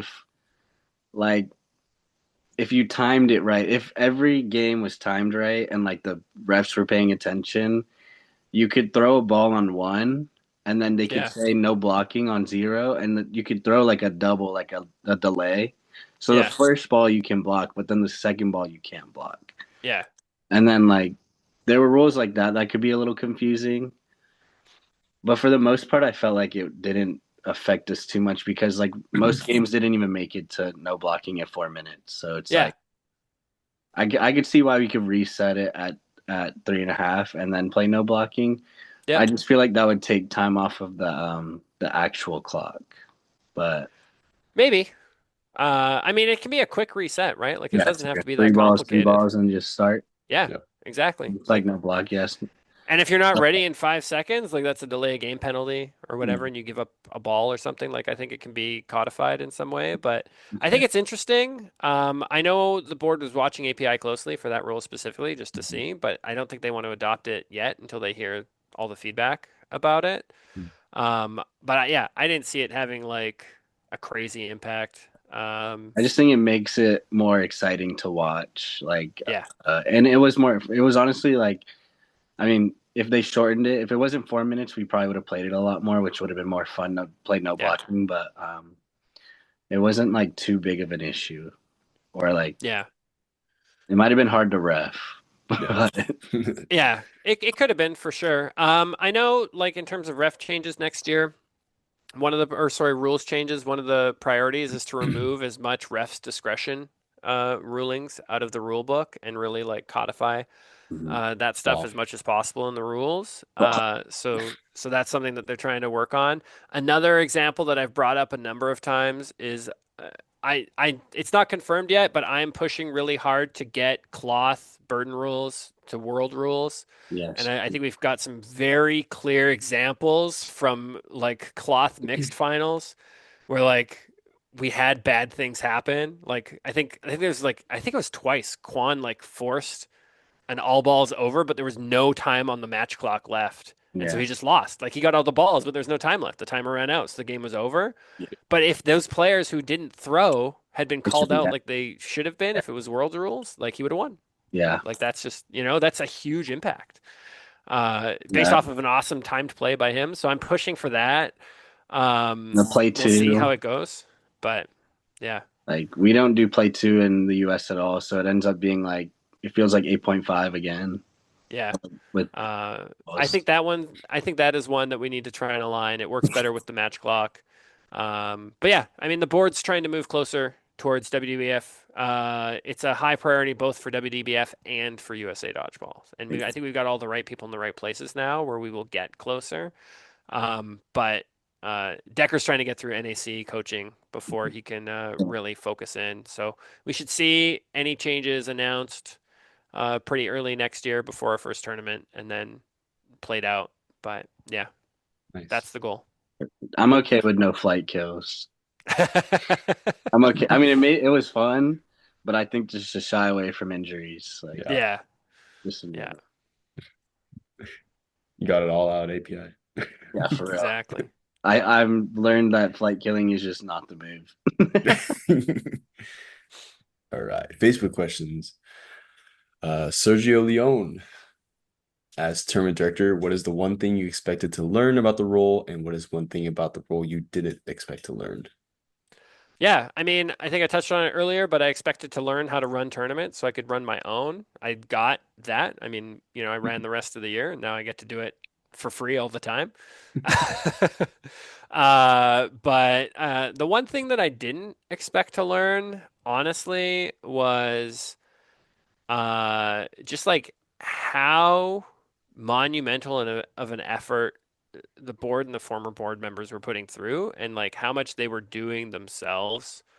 Like just getting into the details and figuring out how things were being done and like how they were scheduling and bringing in teams and managing all that kind of stuff. Like I never imagined how much work it was on the back end. I don't think you ever really do until you get involved. And like how hard it is. Like you're almost in like you're basically back in customer service at that point. Like there's people out there who like are posting on Facebook just like ripping you a new one because you made a mistake or whatever. I've We been one made of some those people. mistakes. we made some mistakes, and like I had some people like breathing down my throat, and I'm like desperately trying to fix it and make it good for them. There's just so much of that stuff that goes on you never really know as a player, Mhm. but as an like math wise, right? And this is one of the things that I made for Team Reg. I was like, we had 1,400 players, well, 1,400 registrations, not players, but 1,400 registrations for nationals, and like the amount of bugs that came out of those and like issues and that kind of stuff that happened. If we switched to team only registration, it would have been like 120 registrations, right? And that just from a like a service perspective and an issue perspective is far more manageable to work with. 120 like teams versus like 1,400 individual registrations, like already would have saved me like tens of hours leading into nationals, just troubleshooting problems and getting things all sorted. So you don't realize as a player like how much effort has to go in there and how much this board was doing manually before Mhm. then You could was just give out team credits after that. Like, I know you do like yeah, individual credit when they win, but if the team wins, then you just give out team credits. That's yeah, So exactly, right? just it's Like simple. yeah, one person, redeem your code, get your registration back, easy. Yeah. So yeah, all that stuff's on the table, but the amount of effort that went in was crazy. So everybody was organizing tournaments before. Uh, kudos to you guys Mhm. for doing that kind of stuff. So stepping stones. Next question. The face of Nosting, Mr. Bo Tilly. yeah. How do we get rid of Nosting once and for all? Asking for many. Is it many or is it just Boston? Like, let's be real. I think they're just sour because we ran They're a no sting salty. tournament in They're their salty. city, and that was a call that got made. Sometimes we make mistakes. We're not going to be perfect, but here we are. What's interesting about that tournament is the women's division sold out like instantaneously, and it was like a struggle bus to get the open division. And I think we know like a lot of people played in that tournament because they really wanted to play in the draft foam tournament that was being hosted by BDL the following day. But like women's divisions are still super excited about no sting. Um, when we looked at the numbers for nationals, like women's no sting registrations were second highest. Cloth women's division was super low comparatively. Women still love the ball type. They still like to play it. They're still very passionate teams. Shout out Windy City Corruption. Mhm. Always out there to try and win it all for no sting. But yeah, Bo, if you don't want to play no sting, just don't sign up, dude. Like you don't have to travel. Dude. Now that it's single ball type weekends, like just don't go. Yeah. Just don't go, dude. I'm on both sides. I will uh, say though, that's cool. That's really cool to hear that that's the second highest for women's. That's yeah, cool, actually. I didn't know that. That's pretty cool. yeah. There's, like I said, there's passionate people. I think we need to work closer with those member orgs and like work with them, the ones that do run no sting, to build a program that works for them, especially since it's not an international ball type right now. Like, I think it can kind of exist on its own and do its own thing, and we just need to figure that out. And this is the year that we're going to really try to do that. And I also think by separating the ball types on the weekends, they're going to prove themselves like what the interest is, right? Both for I think everybody knows like foam is gonna pop off regardless, but like whether cloth struggles or not, or cloth was getting a benefit by being paired with other ball types or not, or no sting was getting a benefit from being paired with other ball types or not, we don't really know. Now they're going to be on their own. They have to survive on their own. And that's really what is going to prove out if we support those ball types as Mhm. much. Like, you know, don't play the ball type you don't want to play. Don't go to that weekend. And then if everyone else agrees with you, no one will go, and we might have to unfortunately cancel that weekend, or maybe change the ball type if there's no reg. But that's not something we've talked about. I still Change think we'll the get. ball time. Boycott. I Boycotting. still think we'll get healthy reg for no sting this You year. know, it would be really cool. Maybe if that happens, maybe you do like a mixed foam double elim tournament. Ooh, That would be cool. Like if maybe if one got like a I don't know, a cloth or a no sting doesn't work out, you do like a double elim one division. yeah. Because I then would like love to see more mixed tournaments for sure, because I think a lot that'd of be the cool. tournaments that I people run agree. are not mixed, and I'd Yeah. love to see way more of those. I'm We glad need we a run them. we need a mixed invitational. Yeah. All right, Pierce. Let's get it. Let's do it. Next question is from Megan McCaffrey. Where are you currently displaying your well-deserved USAD award? Yeah, dude, that award, like, I did not expect to get any. Like, I'm not a guy that comes in expecting like accolades, and so getting the award at the after party was, I think like Mitch was teasing me about it all day, and then they started to hype it up, and I turned to the people at my table, and I was like, oh, fuck off. And then I walked up there and I was like tearing up and stuff because I just don't handle that stuff. Like I was super honored and appreciative of the recognition, but it's not what I do it for. Anyway, it's on my book stand next to my bed. I have it a little like up there in the middle, underneath my rec league dodgeball trophy that I won 3 seasons in a row, and my Guitar Hero trophy, actually. Oh, heck yeah. Yeah. Guitar Hero. Dude, I used to make money playing Guitar Hero at bars, beating drunken scrubs. Nice. Yeah, That's dope. that's hilarious. Super well deserved though. yeah. So, Next question is from Chris Wheeler.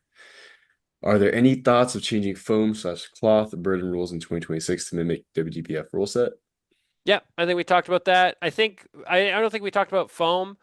I know there's a push to align the rules. I think we've heard the feedback. I know that it's under discussion in the rules committee. We'll find out. But if you're passionate about changing, like contact Decker, contact anybody you know on the rules committee, and let them know. The more players that tell them that they'd like it changed, I think the more likely they are to make that change. I know we were trialing it out, so it could be potentially adopted at the world's level. We don't know if that's going to happen, but um, yeah, let them everyone know. spam them. Everyone spam them. Spam them right Hey, now. it's all on the table though. Like Spam him we're right you know now, everybody. yeah. We had a conversation about it, and I think anybody who is passionate about the current model was kind of like, you know what? If we change it at this point, I've said my piece. If everybody agrees to change it, we'll change it. So definitely let them know. I personally like defensive throws, not resetting the clock, but I get it. I know why people don't, so it's fine. I can be wrong. It's just bad habits for Worlds, in my opinion. I agree. It That's throws me fair. off.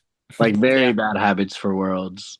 Yeah. Because you don't yeah, even go to the front line and throw anymore. You just like throw at the clear line because you're scared that you're gonna get double back line countered. Yeah. true. Yeah, that's true. And then you have to throw two balls because because they're throwing at one. Yeah, yeah, I get it. I totally get the strategy behind it. I heard Xander talk about it a lot Cinder. this year, so I know all He's the a details. crash out. Yeah. All right. That's funny. Next question is from Munchie Avila. Two questions. First question is, what's been the biggest challenge for you this year as director? Yeah, juggling multiple tournaments at the same time. The back-to-back effort between uh, Seattle, Boston, and then Dallas afterwards was like so much of my life. And I can't imagine how like people in the past managed. Like I don't know how Mark did the number of tournaments he did for Elite. Like that's insane, dude. I don't have that little level of dedication. So kudos to Mark Acomb for like lifting up dodgeball on his shoulders for the many years he did. Yeah, But yeah, that's why he's trying to burnt run, out. yeah, trying to run even like 2 tournaments at the same time is rough. Like you never feel like you're doing enough to support both the way you'd like to. So that one was definitely something that I learned that I want to do this year. And next question is, what do you look forward to the most this next year? Honestly, like the new leadership group we have and the number of volunteers we have, I'm excited. I'm excited for this. I'm hoping we can get more people involved. I like the transparency that mentality that Nicole has adopted for USA Dodgeball. And so I'm super psyched for working with these people in the collaboration. Also, I'm excited that I haven't really touched on this, but I'm excited that Mitch is in the on the board for events, and we kind of have similar roles because we work so well together.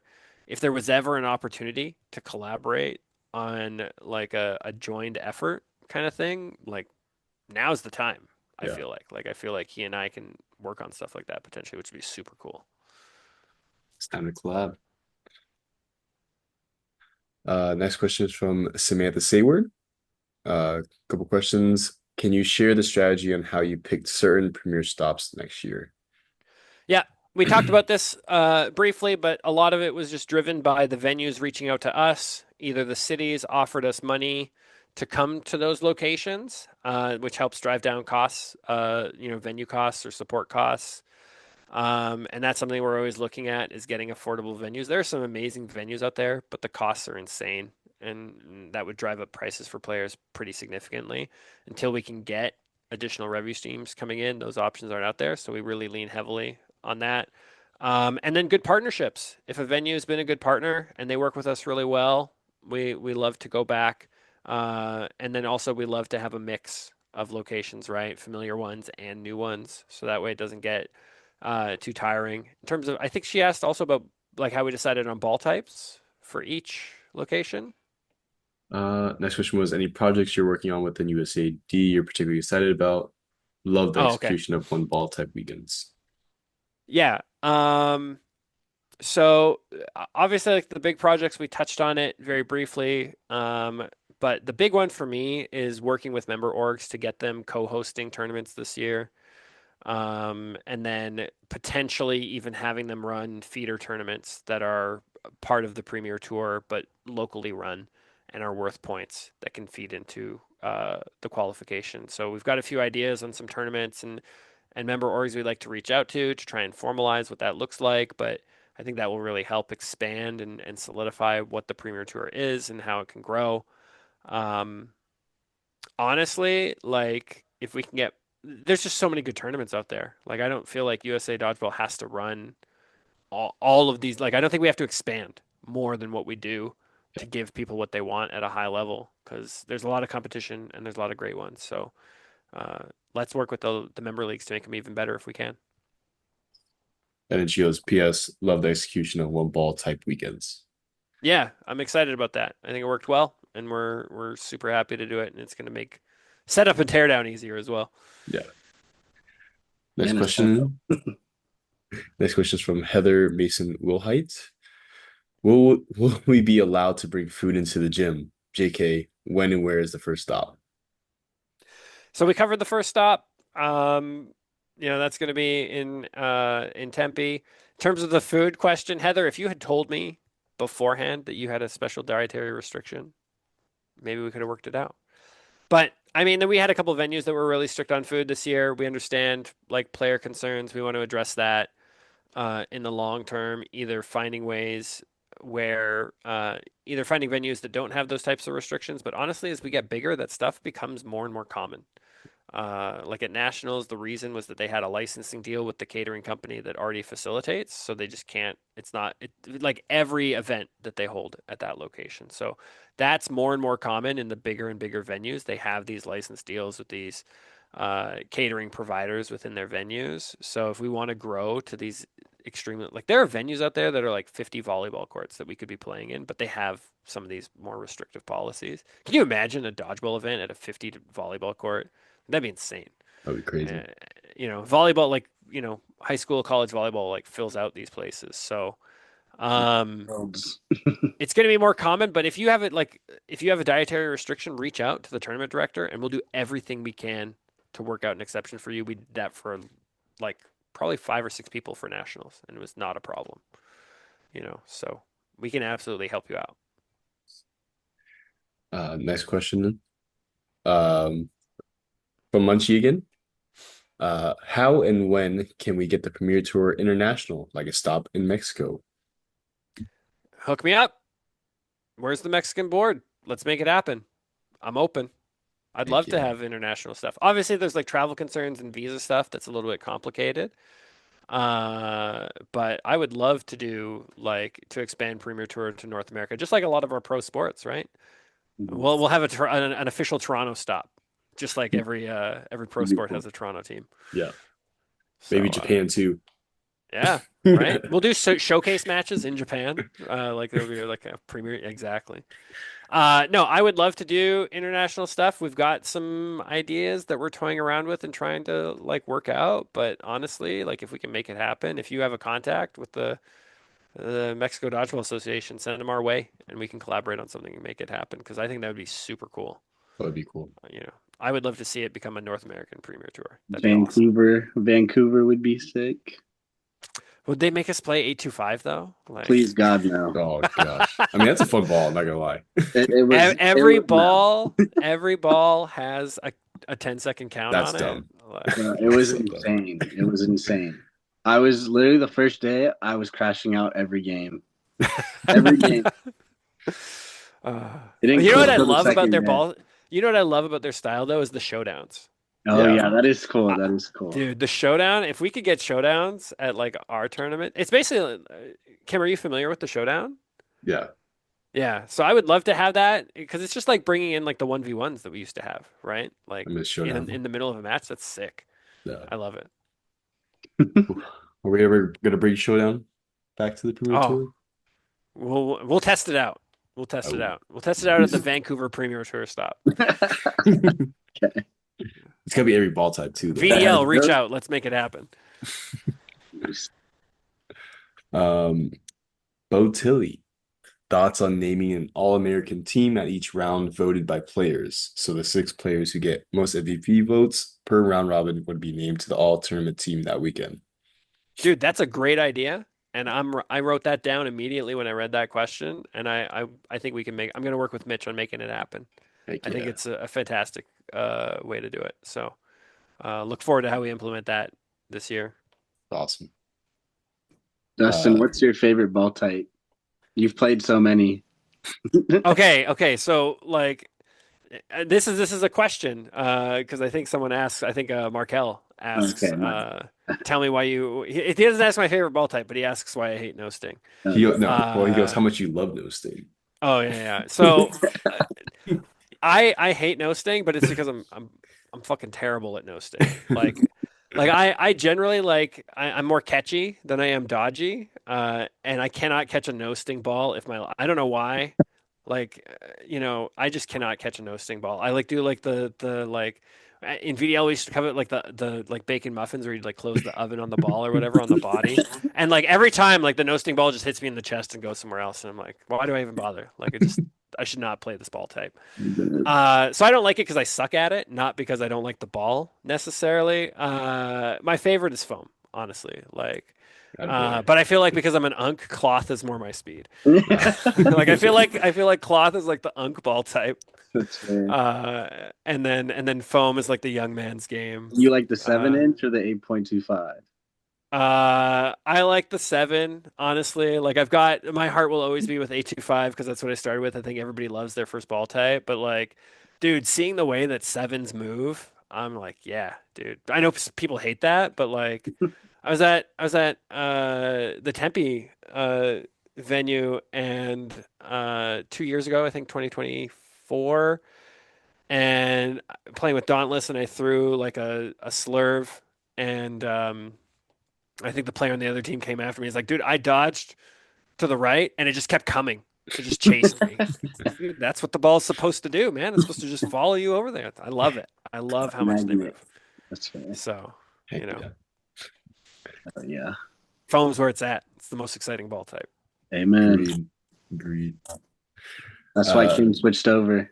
100%. I think cloth is for people who like the meta, who like the rules and like working within that rule set to kind of game the system. Obviously it's got like its power hitters, but it's a far more like micromanaging the clock and the score type of game than I think we're not trying to hit people when you're up. And I hate that. I hate so that. dumb. The rules literally killed that game. 99 aim for the practice throwing 99 centimeters away from somebody. Like nuts. So dumb. I wish we could change that rule. That's one I would change for sure. I agree. JD Feliciano. JD. Yep. Shout out JD Stats Crew. JD. Is there currently a plan to start dodgeball programs in school to build a pipeline for more dodgeballers for the future?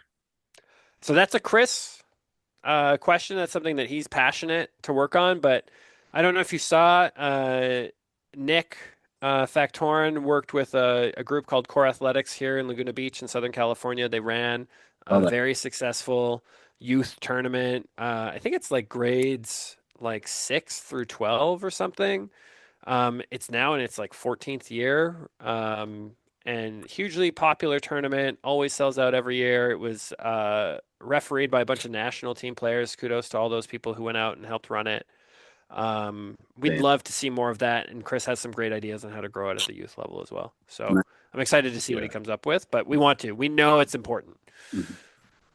If we could somehow implement that in every city, every dodgeball like hub, that would be insane. Yeah. Yeah. Yeah, we do need to work a little bit more on like the youth engagement and how to clear some of the stigma around dodgeball that I think exists. And stuff. Personally, I know Canada has a youth program run in Ontario, and I would love for us to work with them to see what they've done and see if there's ways to adopt that and utilize it to bring it into schools here. The other one is like you have to have contacts. Like I've offered at my son's school to come in and teach them how to play dodgeball like in a safe team mentality kind of thing with foam dodgeballs. And they've considered it, but they're also, there's liability things that they have to consider, but still, I would love to do stuff like that. We got to get Nick Danchenko. Yeah. We got to figure out how he came to be. Get back in the sky zones, right? That's how he started. Yes. That's true. That's most of us. That's all the Team USA foam guys, essentially. And then if not, how would you start your own program in order to grow the sport past its current levels? Oh, that's a tough question, right? I think starting with colleges is good. You have to have contacts there. I think one of the interesting thing about colleges is a lot of them have like as part of like your student fees, there's like an intramural program that you can just come out and play in. And I think introducing dodgeball in some of those college intramural programs as a starting point is a good way to help grow it um, at the college level, and then eventually formalize it into NCDA or whatever it might be. So I think college is key. I think trying to work with local government or state government is going to be important for trying to introduce dodgeball at the youth level, especially now with like some of the ways that government is changing within the US. You're almost forced to work with state government to get changes enacted, but we have to clear the stigma a little bit first too, and help schools realize that it's safe. Because I think there's a lot of people that got hit with big red balls when they were kids that are like, I don't want my kids to go through that Yeah. anymore, right? I think the answer to them is get good, but Get good. teach your kids how to be good at dodgeball and it won't happen. Yeah, true. Uh, Marco Stokes, Tomas about Nosting. Yeah. Brian Anderson. Any chance we bring back a regionals type tournament to mimic the new Canadians nationals, e.g., Team West versus Team East, North, South, or even at a state level? I think that's a really interesting idea. Um, I think we'd have to give it some thought to see how we could make it work in the US, but I kind of like it. Go ahead, Shona. yeah, I have. So, like, I know Elite Dodgeball used to do like an all-star game. Yeah. Like, what if on that finals day, like, if you did semis and finals and stuff, maybe in between like a semis and finals game, or maybe even like, I don't know. Yeah, I mean, probably in between then, or in between a finals, you could do like an all-star game, like East West, North South, Mhm. and then like you could do women's and men's. You could do mixed. And then, like, if somebody wants to opt out, that gives another person that maybe isn't playing on that finals day an opportunity to play in front of a crowd, right? Like, Would you think it would be more like a show match style than it would like a serious one? I mean, it could be whatever they want. If they want to play Yeah. serious, they play serious. If they don't, they don't. Like, if they want to mess around, like, it just depends on, I guess, what team you get selected on or Yeah. what they want to do, or like True. maybe before you do it, like, hey, like, we want to see what you guys actually have, like. Maybe somebody's on the practice team wants to prove themselves. Like that gives them another opportunity, to like maybe prove themselves or, play on a finals day with a crowd, like Yeah. that will give another incentive for people to stay too. Yeah, absolutely. I think it's a really interesting idea. I kind of like what Canadian Nationals did with like the club tournament versus the national tournament because you get to see a different like look for each of the teams. I hope that that nationals format grows for them because I know they only had like 5 teams, but I think it was still like the competition was still top notch. It was fun to watch, you know. Obviously, Team Mavericks, I mean, Team Ontario was. But no, I mean, even they had some different faces, right? Because some of Mhm. their guys were elsewhere. But I thought it was really cool. I love both for what they do. I think it would be really interesting to take that and see what we can do for USA Dodgeball in the future, Mhm. to create that kind of like almost like all-star type event for Yeah, sure. So that'd be so it's cool. a yeah, I think so. I think there's some opportunities there that we can capitalize on. Maybe working with Bo's voting system or whatever that Yeah, he sure. proposed. Yeah. And then like maybe that's how you introduce the showdown too, like on that finals day. Yeah, there we go. That'll keep people that around too, like they can sign up for a showdown or something and Yeah. see what happens. Be Showdown's the dope. ultimate equalizer, You can I make feel some more like. money, you know. Yeah, there we Yeah. go. Heck yeah. Stream a 1v1. That'd be hilarious. And then have Eli and Logan commentate on the side. Yes. I love it. Be like, Logan's who's gotten so this much better person? at What's this commentating guy's too. name? Like, yeah, They're funny. they are. Uh, they both share one brain cell. If they're lucky.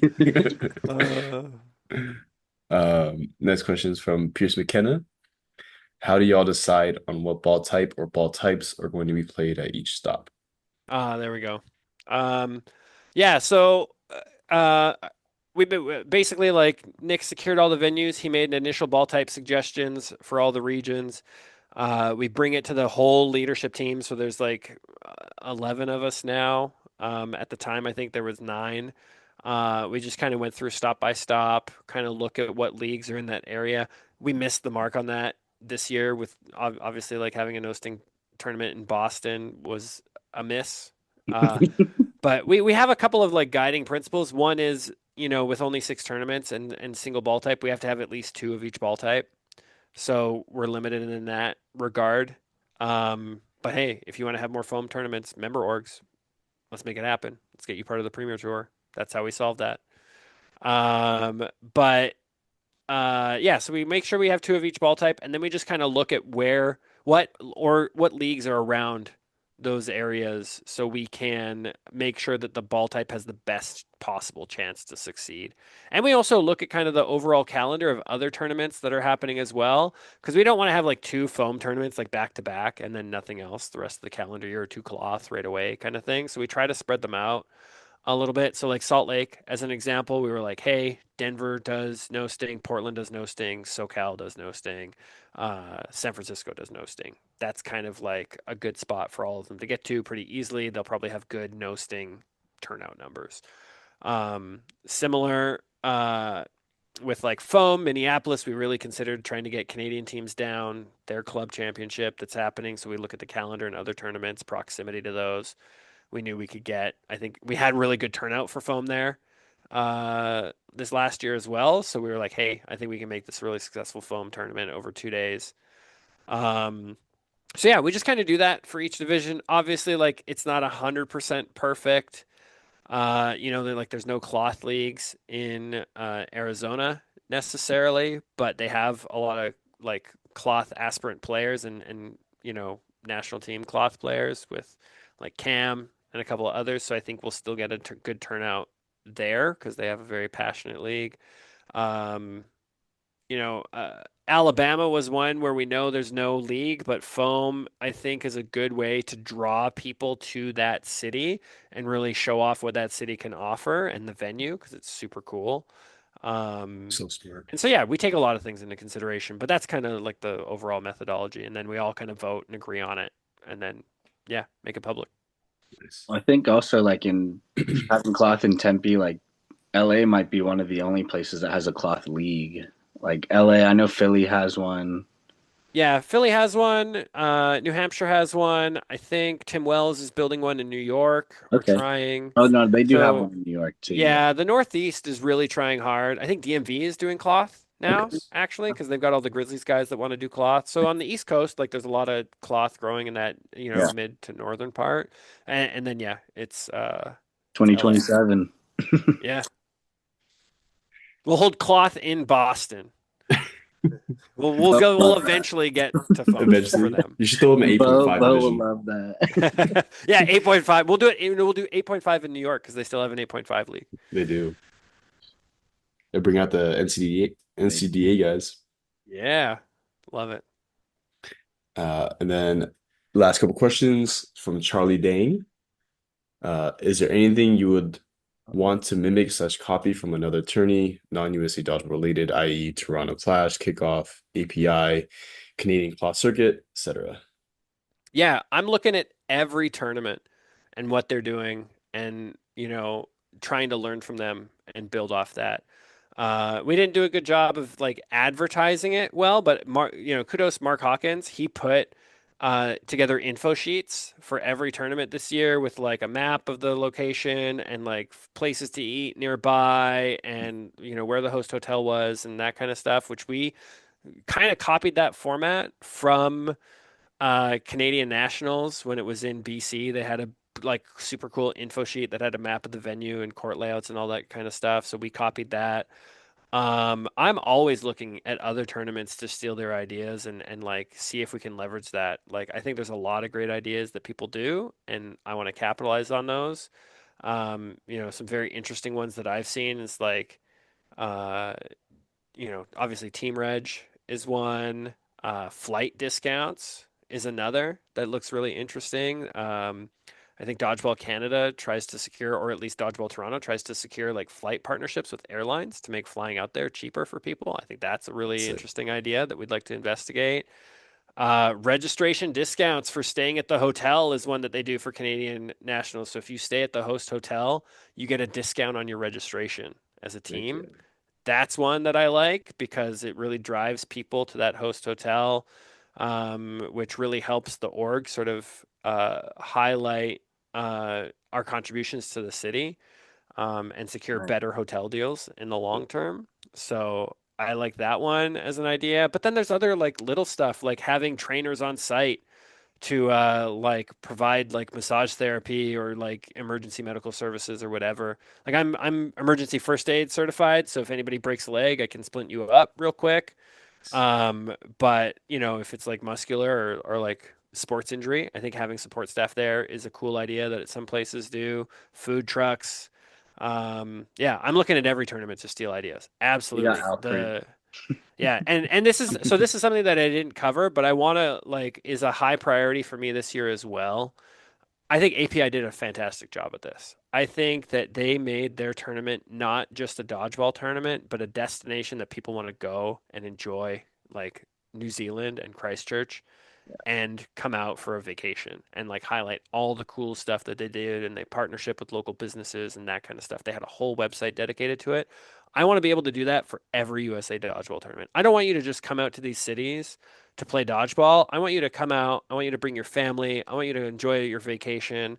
I want you to, like if you're coming out to Chicago Nationals, I want you to spend a week in Chicago and go to the best pizza spots, really enjoy that city, have a great time, and then play some dodgeball as well. Like Heck that's my yeah. goal is to really bring that stuff in. It needs to be an event, not just like a dodgeball thing. So That would yeah, be cool if we saw a bunch of like teams from different countries coming to USA Nationals. That'd be insane. That'd be yeah, really. dude, I would love that. I would love, to get more of that for sure. I mean, it's definitely possible. It's especially like if you give enough people enough time to like really make a trip out of it, and then make it an event like API, then it definitely could be something like that in the future. Yeah. Obviously, they wouldn't get points, but they could You know play what in. They though? could play in Like, the Elite Eight. yeah, you play in. You play in. Everybody has that opportunity to play in. So you can do it. Be cool. Would be cool. Next question. What do you think 2026 biggest hurdle will be and why is it getting rid of no sting?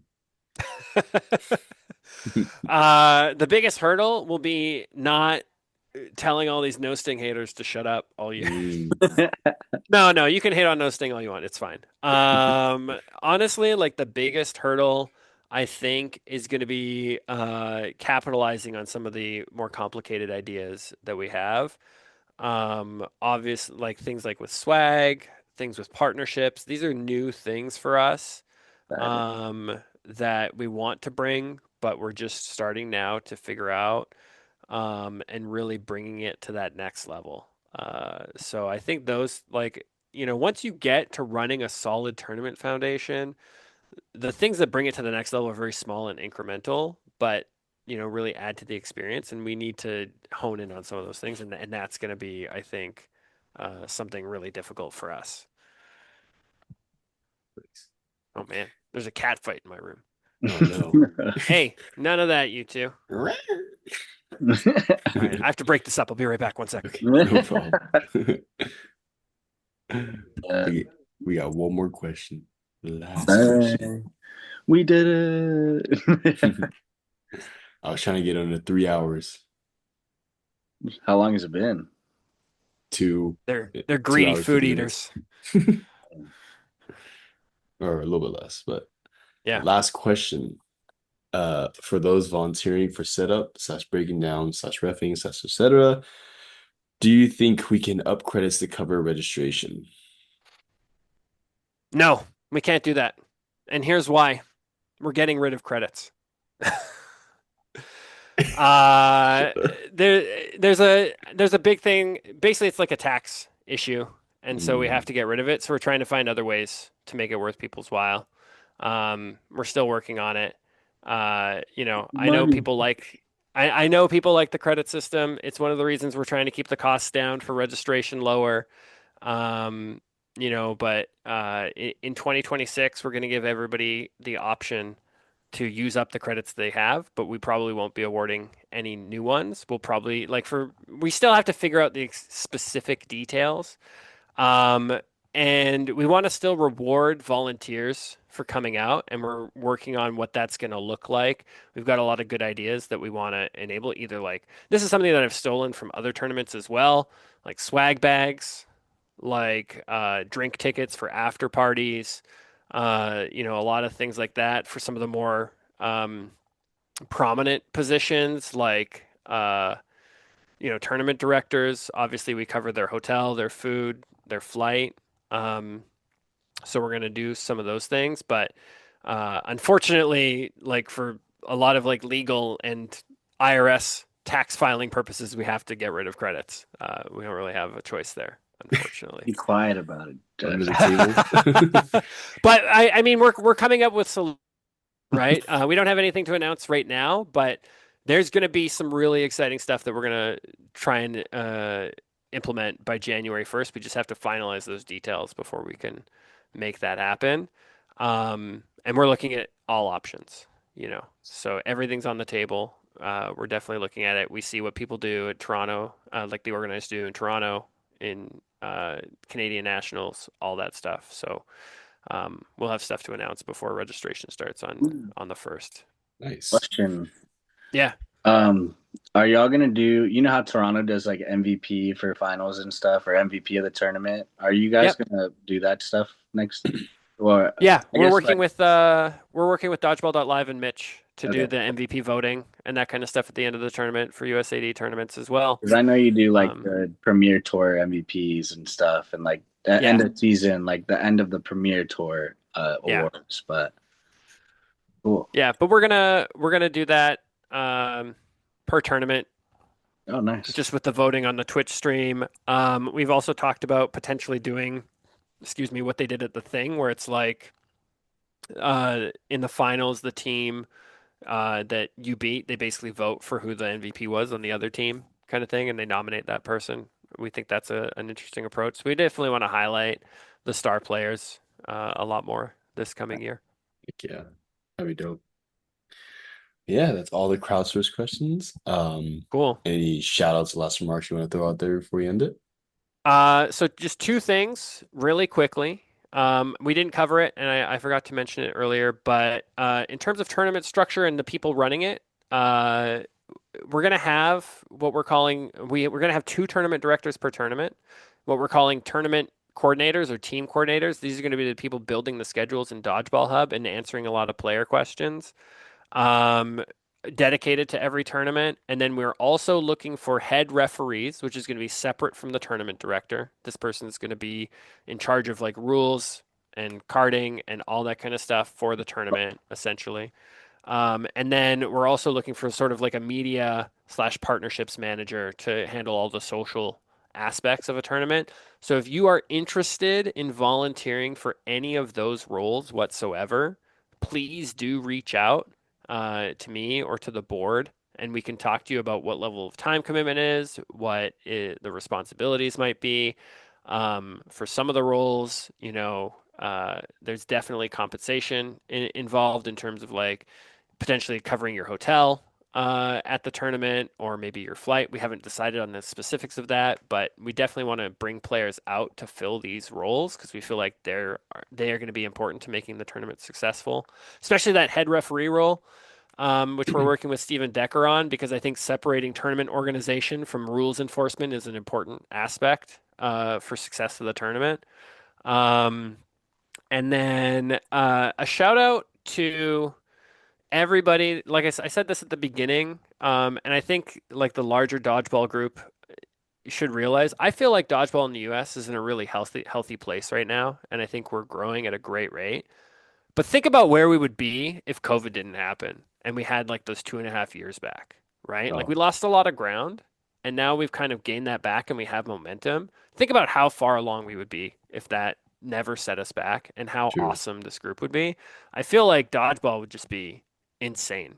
Like 2.5 years down the road from now, I think we're going to be looking back and being like, how are we this ragtag group of people barely holding on, you know? So I'm super excited about the future, and I hope that everybody comes out and celebrates it all year this year. I think it's gonna be awesome. Oh Yeah, yeah. we were peaking, but who knows? Maybe we still be paying 8.5. Just go to the NDA tournaments, man. They're there. People doing front flips on the rush. Yeah, I'll pass.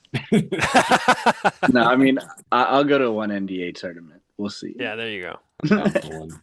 I've been talking too Yeah. much shit. Yeah. But thanks, Shota, for hopping on and Yeah, Kim of for course. listening to me yap for as long as I have. Thank you, No, Dustin, thank for you, everything Dustin. you do, and the board. Yeah, yeah. Yeah, Y'all are amazing. Yeah, I'm yeah. excited for next year. January 1st. Mark it in your books. Thank you. Yeah. Thanks for hopping on. No Perfect. worries. Thank you.